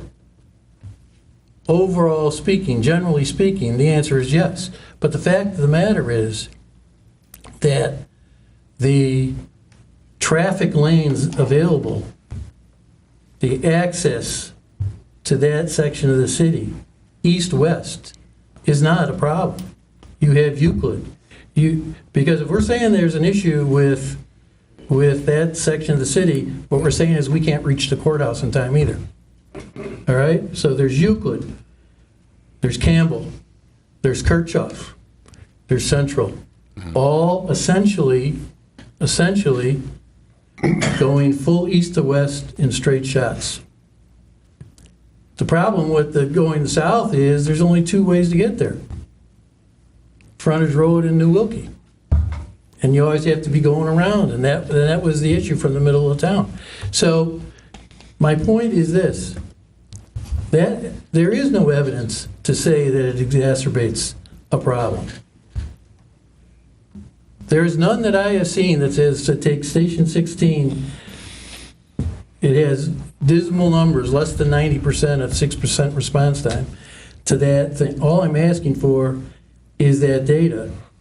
I'm asking for that data after we do the fixes so that we're not creating our own issue by not doing what we can first to increase response time and then measure response time. Further questions? Yes, Alderman Badger. Thank you, Mayor Prania. You had mentioned that you've been monitoring this for 10 years. I've been on council for 6 years, and it's been one of the foremost issues that we've dealt with. I don't feel hoodwinked by confirmation bias. We had loads and loads of information. I tend to rely on the experts, and yes, we did set parameters. We did establish conditions that we wanted to see met.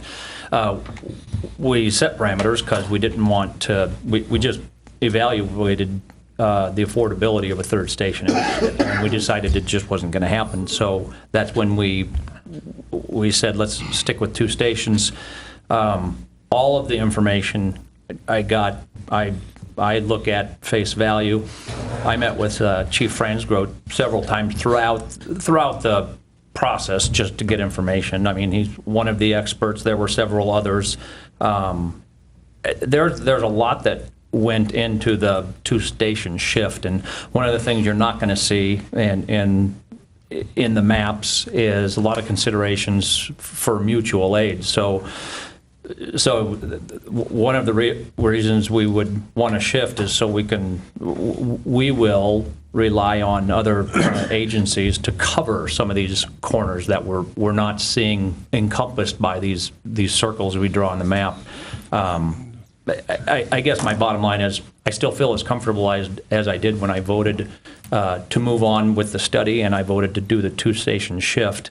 But everything I heard tonight from Chief confirmed that was a good decision by the council, and nothing I've heard has dissuaded me from full steam ahead with our 2-station shift. I understand what Alderman Hill is saying, and he brings up some good points. It's just not outweighing what we've done thus far. So I guess when it comes to this, my thanks goes to the chief for just summarizing what we've done, and my comment coming from me would be full steam ahead with the 2-station shift. Thank you. Thank you. Any other additional yes, comments? Additional comments. Yes, additional comments. And as being new to the seat and being brought up to speed with a lot of the institutional information and essentially the journey you guys have been on going through this, what I've learned from a high-level general perspective here is that the land estimate was at X when the conversation was going on. As of recent, it's at 2X now, so we've increased that by double. When the construction estimate was given, we had that at 3 years ago, roughly 2.5 years ago. I'm not getting into specifics. No, just okay. Careful. So at 3 years ago, the construction estimate is now 3 years old, and prices are going to be roughly 6 to 8% higher this year and going forward because they don't stop increasing.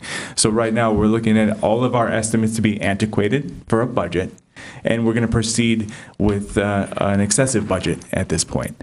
And though some people may be comfortable knowing that, yep, our budget is going to be higher than what we originally anticipated because we might have more money in the general fund, That's not how I like to perform a project. And if I went to my boss and said, here's my project plan, here are my numbers, by the way, this first number is off by half, it's double, I would probably see the door. And so I'm not comfortable moving forward based on that general information with proceeding yet. I would like to regroup, reassess, and then re-engage and do it appropriately. Thank you. Any other follow-up discussion, comments? Alderman Cannon, please. Chief, could you answer a question for me? To my knowledge, I don't know of our budget being doubled for land acquisition. First of all, we haven't bought any land. Excuse me. I don't think that statement should not go unanswered because it's important, because that's not a true statement.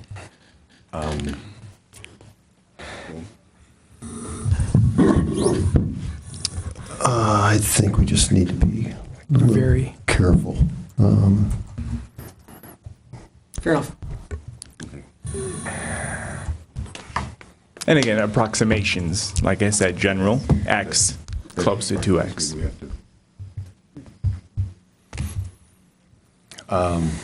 Any other comments on this evening? I have a question. Who asked to have this brought up again? Who has to put this on the committee?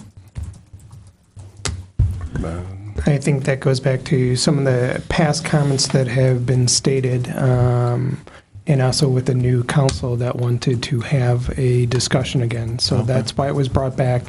And again, for clarification, summary, and obviously there have been a lot of discussions on this.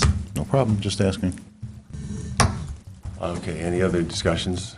So from what has been brought up this evening, there's a few questions that we'll do a straw poll. First is, Alderman Hill brought up the idea of separating the two stations. That's one question. Next question is, do we continue to move forward with 16? Alderman Gallo brought up the idea, or brought up the thought that we need to start over to keep looking at 15. I believe if we start with the first couple of questions, that will pretty much resolve where we're going. Yes? Shouldn't the first question be, should we continue on with what the council has already approved? Well, we do have... I mean, that's the first question, and if the answer is no, then you can go to the other questions. Well, we do have a new council, but okay, we can go that direction. So in other words,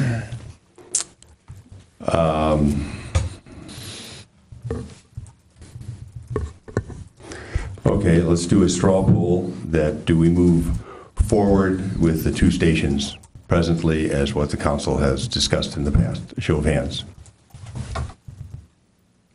Opposed? So 4-2.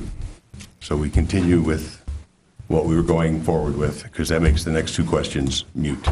So, thank you, gentlemen. We're done then. It's pathetic.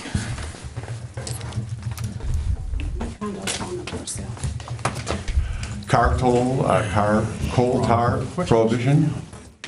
Actually, Public Works Director Fred Vogt will be doing this presentation and the next one. But again, with Public Works Director Fred Vogt, this is a discussion that's actually happening with certain municipalities around us and also with the state of Illinois. But we wanted to bring it to the council. Obviously, the Environmental Committee actually had a brief discussion about it. And at this point in time, I turn it over for the discussion. Thank you, Barry, for the introduction, and good evening, Mayor and Council. We had, from a staff standpoint, been made aware of some neighboring communities looking at prohibiting coal tar products. Environmental Committee was given this information a few months ago and has had some discussions about it at their monthly meetings. And although we don't have a formal report from them yet, they are generally of the position that we should, as a city, consider prohibiting it both on public property, private property, prohibit the sale of it, and if we don't do those two items, require licenses of applicators for the application of the product. There are concerns, particularly with regards to stormwater management, addressing pollutants. The health threats of the coal tar products has been well stated in many publications regarding the materials that are in it. There are asphalt-based products on the market, as alternatives have been for some time, that contain little of the polycyclic aromatic hydrocarbons that are the health concern. Certainly from the standpoint of staff at this point, we're bringing this to your attention.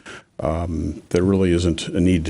If you wish to get more information on this, if you wish to consider that the state of Illinois has several times in the state House had bills that would consider prohibiting it statewide, may make any action that we take at a local level kind of irrelevant, but wanted to have this discussion now, see if there's any thoughts, input to take back to the Environmental Committee. If there is additional information that you would want, I'm sure they're more than happy to continue to discuss it and do some more research and bring it back to you.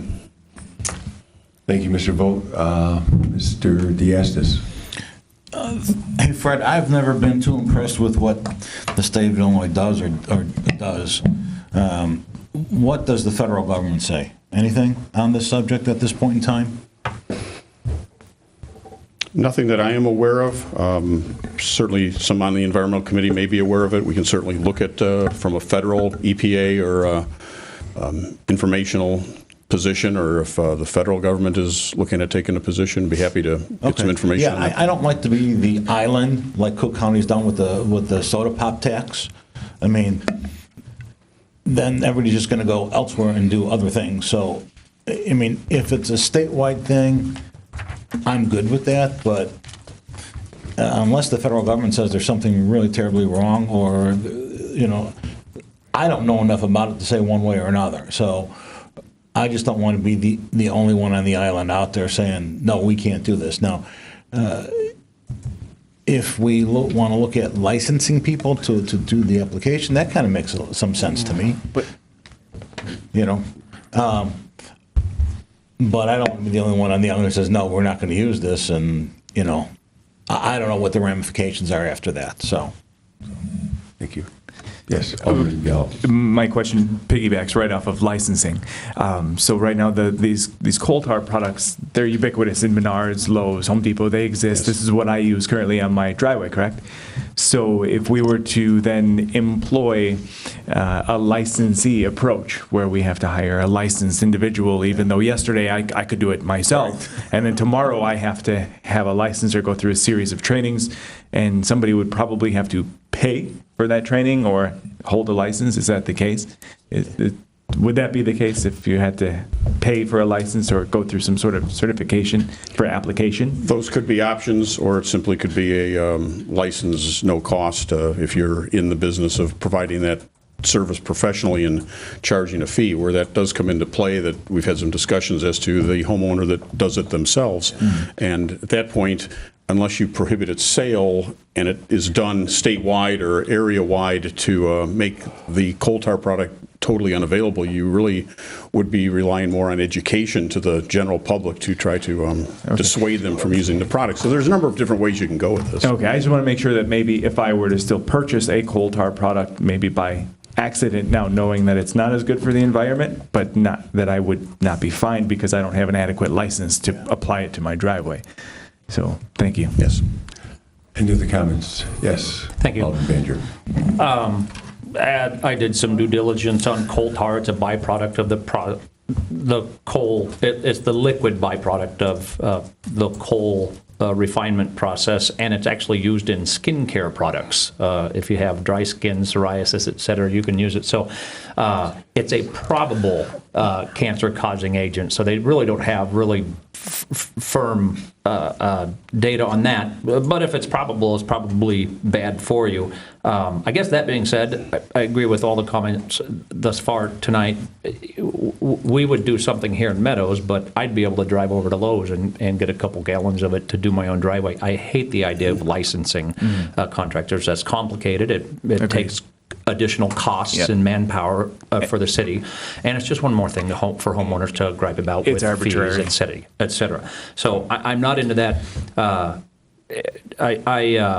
I would hope the state of Illinois has some, pension and budget things to worry about rather than coal tar issues. But if that legislation does get through, then I would expect Fred or Barry to track it and inform us of the outcome.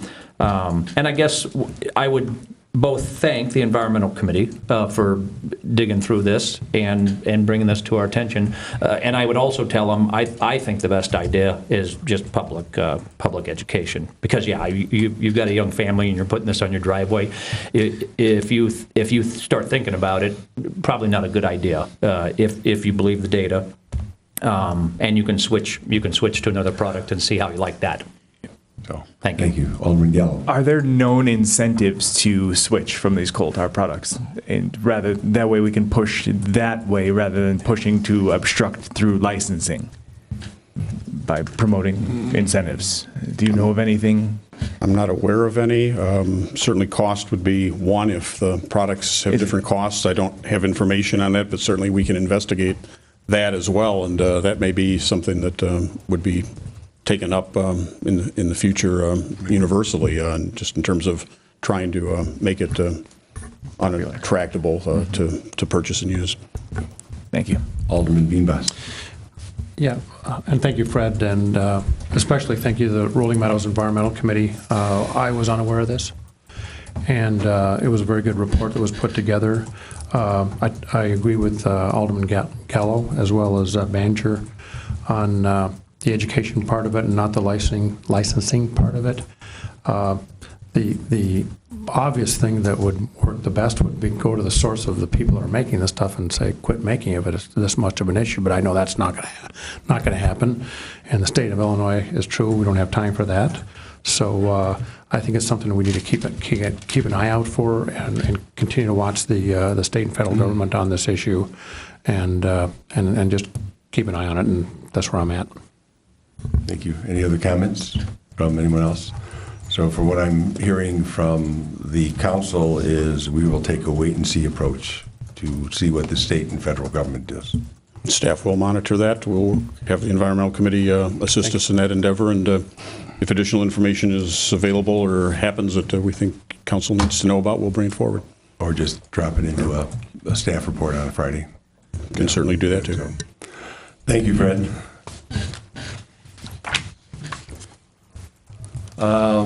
Moving forward. Wait, Fred, where are you going? Nice job.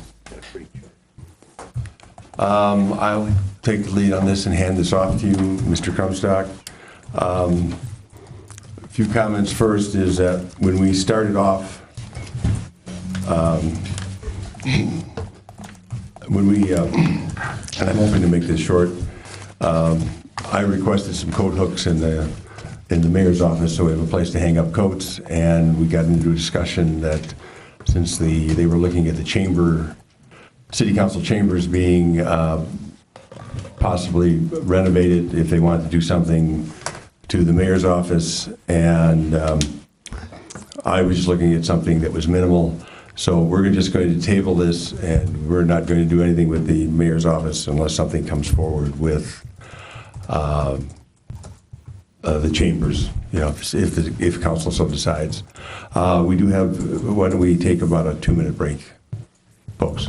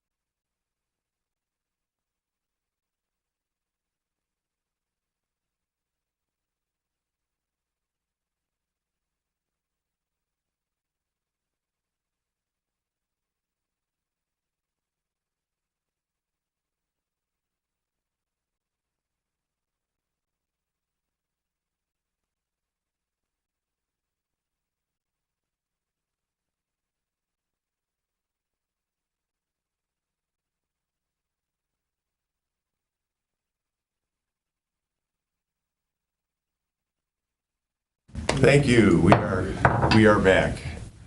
Okay, the final item for the evening is the council chambers. I know that it's something that Alderman Cannon has been waiting to discuss for some time.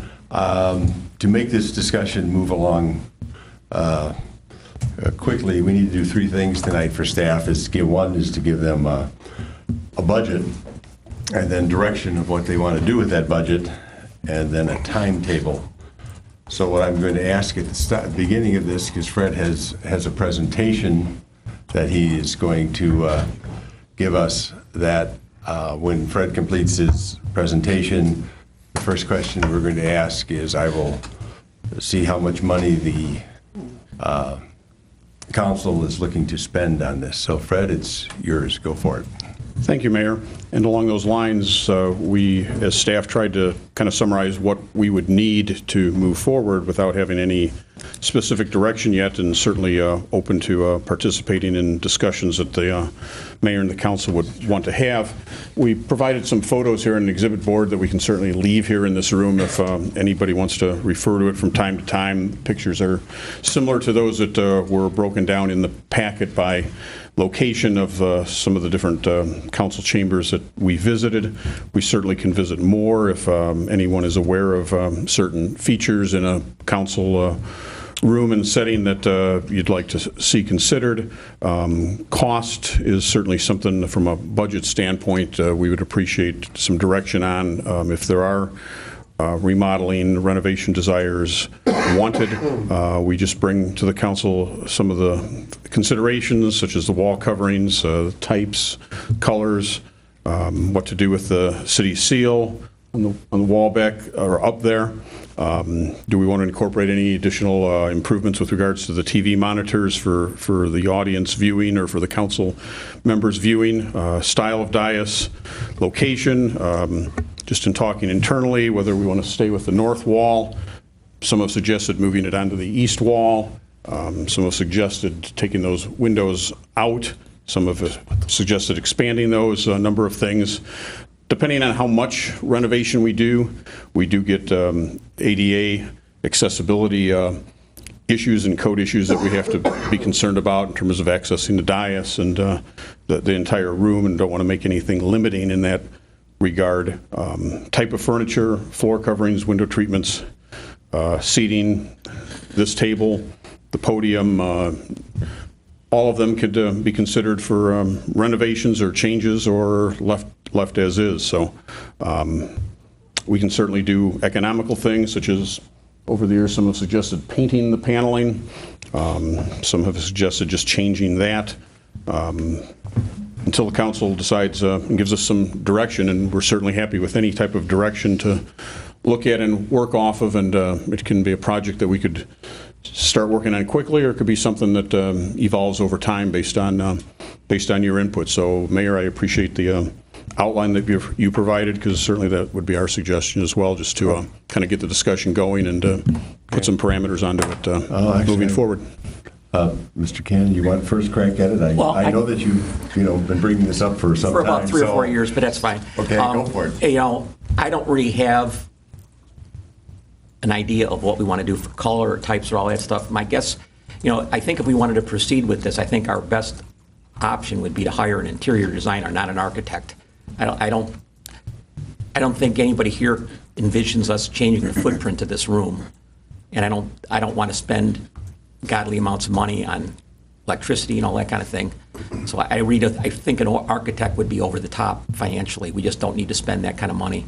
I think there's a lot of men and women that are highly qualified in interior design that could help us with these things. We might need to, if we wanted to redo the main place up there, we probably hire a cabinet company to come up with a design for us that would be more feasible. I think to move it from there to over here would wreck the idea of cutting this room in half, like we do on many occasions for a lot of different functions.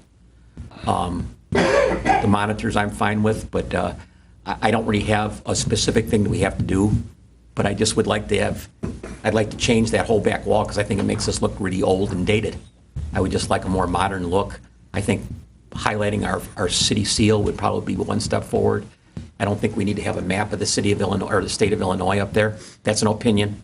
I think a lot of things get down to opinions, what you like and what you don't like.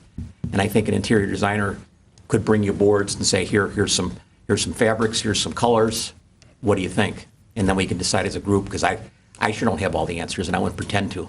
I did, when I was a lot younger, I did sell interior design services, but that's many moon ago.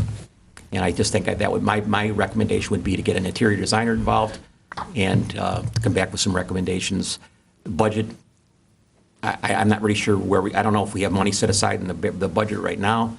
So I'm guessing, whatever we think we need to do to get this stuff done, I have to refer to those people, come back with a budget number, what's reasonable to expect. Okay.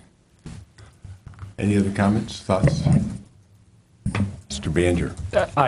I guess I would go along, Mr. Cannon. After the brick sign dilemma, that's just not my cup of tea. So I would definitely rely on a so-called expert designer. So I would agree with that approach. Thanks, you.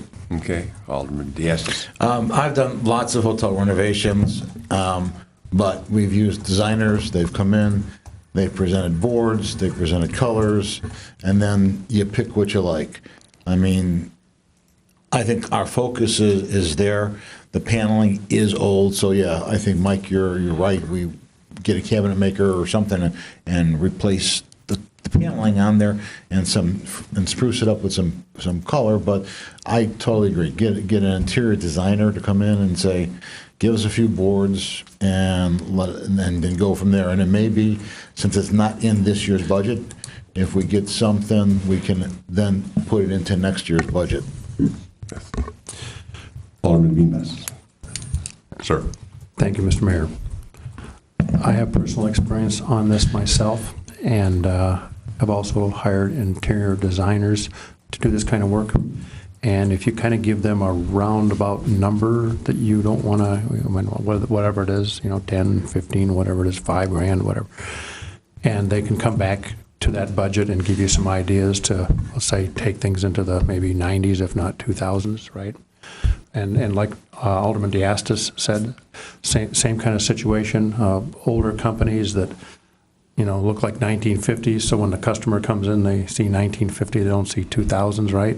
So a little splash of color here, a little less paneling there, and presto chango, you're looking like you're in the 2000s. So that's, I think, the direction I'd like to see it go. And then once we kind of give an idea, maybe someone gives a little budget target number that they're at, and they might even tell you, it's going to take you $10,000 or whatever the number is, and they can come and tell us that, but leave it to the experts. Okay. Any other comments? Well, we need to give them some direction, so we'll look at let's see if we get a feel from the council. How many are willing to spend $15,000 or less to do this? Straw vote? No, what he's actually, he's just giving us a parameter. A parameter. 15. I agree. I completely understand. I was wondering if maybe we get a parameter from the financial managers. See, I think that, again, what we're trying to do is two different things. The question about the interior designer, but we need a parameter. So if we go out for professional services, we have a number, and they might say, I can't work within that $15,000 or $25,000, but it gives them an idea, and they might say, hey, you gave me this parameter, but for this I can do that, and that's what the two questions really are. Right, and I understand that parameter, but if I don't know what's in my bank account, I don't want to just start shooting out numbers or feeling comfortable with a number. In the 2017 budget, there's $0. Okay. So in other words, what we're looking at is, as was brought up, we're shooting, it looks like, for 2018. Mm-hmm. So give an idea. Yes, Mr. Beames. I'm sorry to interrupt you, Mr. Mayor, but also this can be done in phases, by the way, Yes, right? So let's not, Right. There's $100,000, so let's spend $100,000, it won't be $100,000, I guarantee you that, but well, we could maybe look if I spend $5,000 every year for 3 years or whatever, something, I don't know. Just a thought. We're trying to give staff direction, so let's call it, yes, Alderman Cannon. So, and I agree with what you're going to say, I think. So, if we go to an interior designer, just like when you go to an architect, if you say the sky is the limit, the sky will be the limit. Right. So if you say, can you go back with 3 color palettes of different looks do we like just for colors? Right. Because colors, you know. Right. And then the same thing with cabinets. If you talk to a cabinet guy, we wanted to redo that up there, they could probably give you a reasonable cost, a high and a low for a lineal foot. Right. So just to get an idea of, I don't think any of us sitting here have any idea what the budget should be. Right. And it's Right. not fair to throw it at Barry and say, hey, give us this kind of money when maybe we're way out of line with what, you know, maybe we'll go back and say, well, maybe we should just go to Lowe's and buy some paint and paint the wall. I don't know, just whatever, you know. Yes, Alderman Gallo. Alderman Cannon, you hit the nail right on the head when it's maybe we shouldn't think about a number first or a budget yet. We should honestly nail down what we want to do. Like I did hear the discussion of paneling, right? We know we want to adjust the paneling. So what we should do is come up with a list of things that we need to do immediately to phases, right? And prioritize, and then take that to an interior designer and start with them returning an initial number so we can say either, wow, sticker shock, and we need to tone down our wants, or, oh, wow, okay, that's good. We can go on and move on to the next series of things on the checklist, so to speak. Alderman Cannon. And I guess, I'm sorry to interrupt, but I guess the other thing I would ask is, I would ask that we get our police chief involved and ask if there was any, I know he has some experience with other people who have redone their council chambers, just from a security issue standpoint, to make sure, since he's the main man that would be protecting us, if there's any issues there, that he could have his input there. Yeah, we've had some of those discussions because, again, concerns about what's happening now in the world, but at the same point in time, we are well aware of that, and I do thank Alderman Veenbaas for saying phases, because obviously with any discussion with the dais, that is something that we need to address. So, using also Alderman Veenbaas' suggestion, what I'm trying to do is give staff that type of direction for phase one. Go ahead, Alderman Cannon. So knowing what Barry's responsibilities are and what he's allowed to do, can we tell him, can we ask for a vote on, can Barry spend up to $10,000 right now? And then, you know, for right now. Okay, thank you. So, yes, Alderman Veenbaas. No, fine. We'll call it phase one planning. Staff have Barry the authority to spend up to $10,000 for phase one in planning the city council chambers. Show of hands. 1, 2, 3, 4, 5. Okay, so it's unanimous. Mr. Krumsnack? Just for one clarification, so the number that and again, I'm going to first go to Rolling Meadows designers, and other people have it, but the $10,000 amount is what I'm sort of talking to them about coming back with. What I heard tonight was the dais needs to be looked at, but also the wood paneling is really the first items that they need to address with quote-unquote phase one, and then staff needs to come back with some other phasing that we would like to address. I think you could just get a hammer and chisel on the paneling and be done with it. So the other suggestion would be any thoughts that anyone has on the council to send you an email that would go forward. And so that gives us, what type of time frame are you looking for, Mr. Comstock? I think obviously we need to engage, and as I said before, we're first going to communicate to some design folks here in Rolling Meadows, talk to them about it. Won't always be me, because as you know with me, I prefer other people choosing colors and carpets and other pieces. But at the same point in time, we would go through professional service search, and then after that, we would give them the parameters that we've actually discussed. So within a month, if anybody has any other items that they want this interior designer to be looking at, splash of colors or wood trim, please let us know quickly, so we bring those all to there first, and we'll bring up that this is potentially phasing. Okay, so we're looking like possibly September 1st, you'd come back with just a staff report? I hope that, again, July, we would have someone on board, and within a month after that, hopefully they can make a pretty quick decision, so August, September. Okay, thank you. Thank you. Thank you, Fred. Long night, and we're out of here.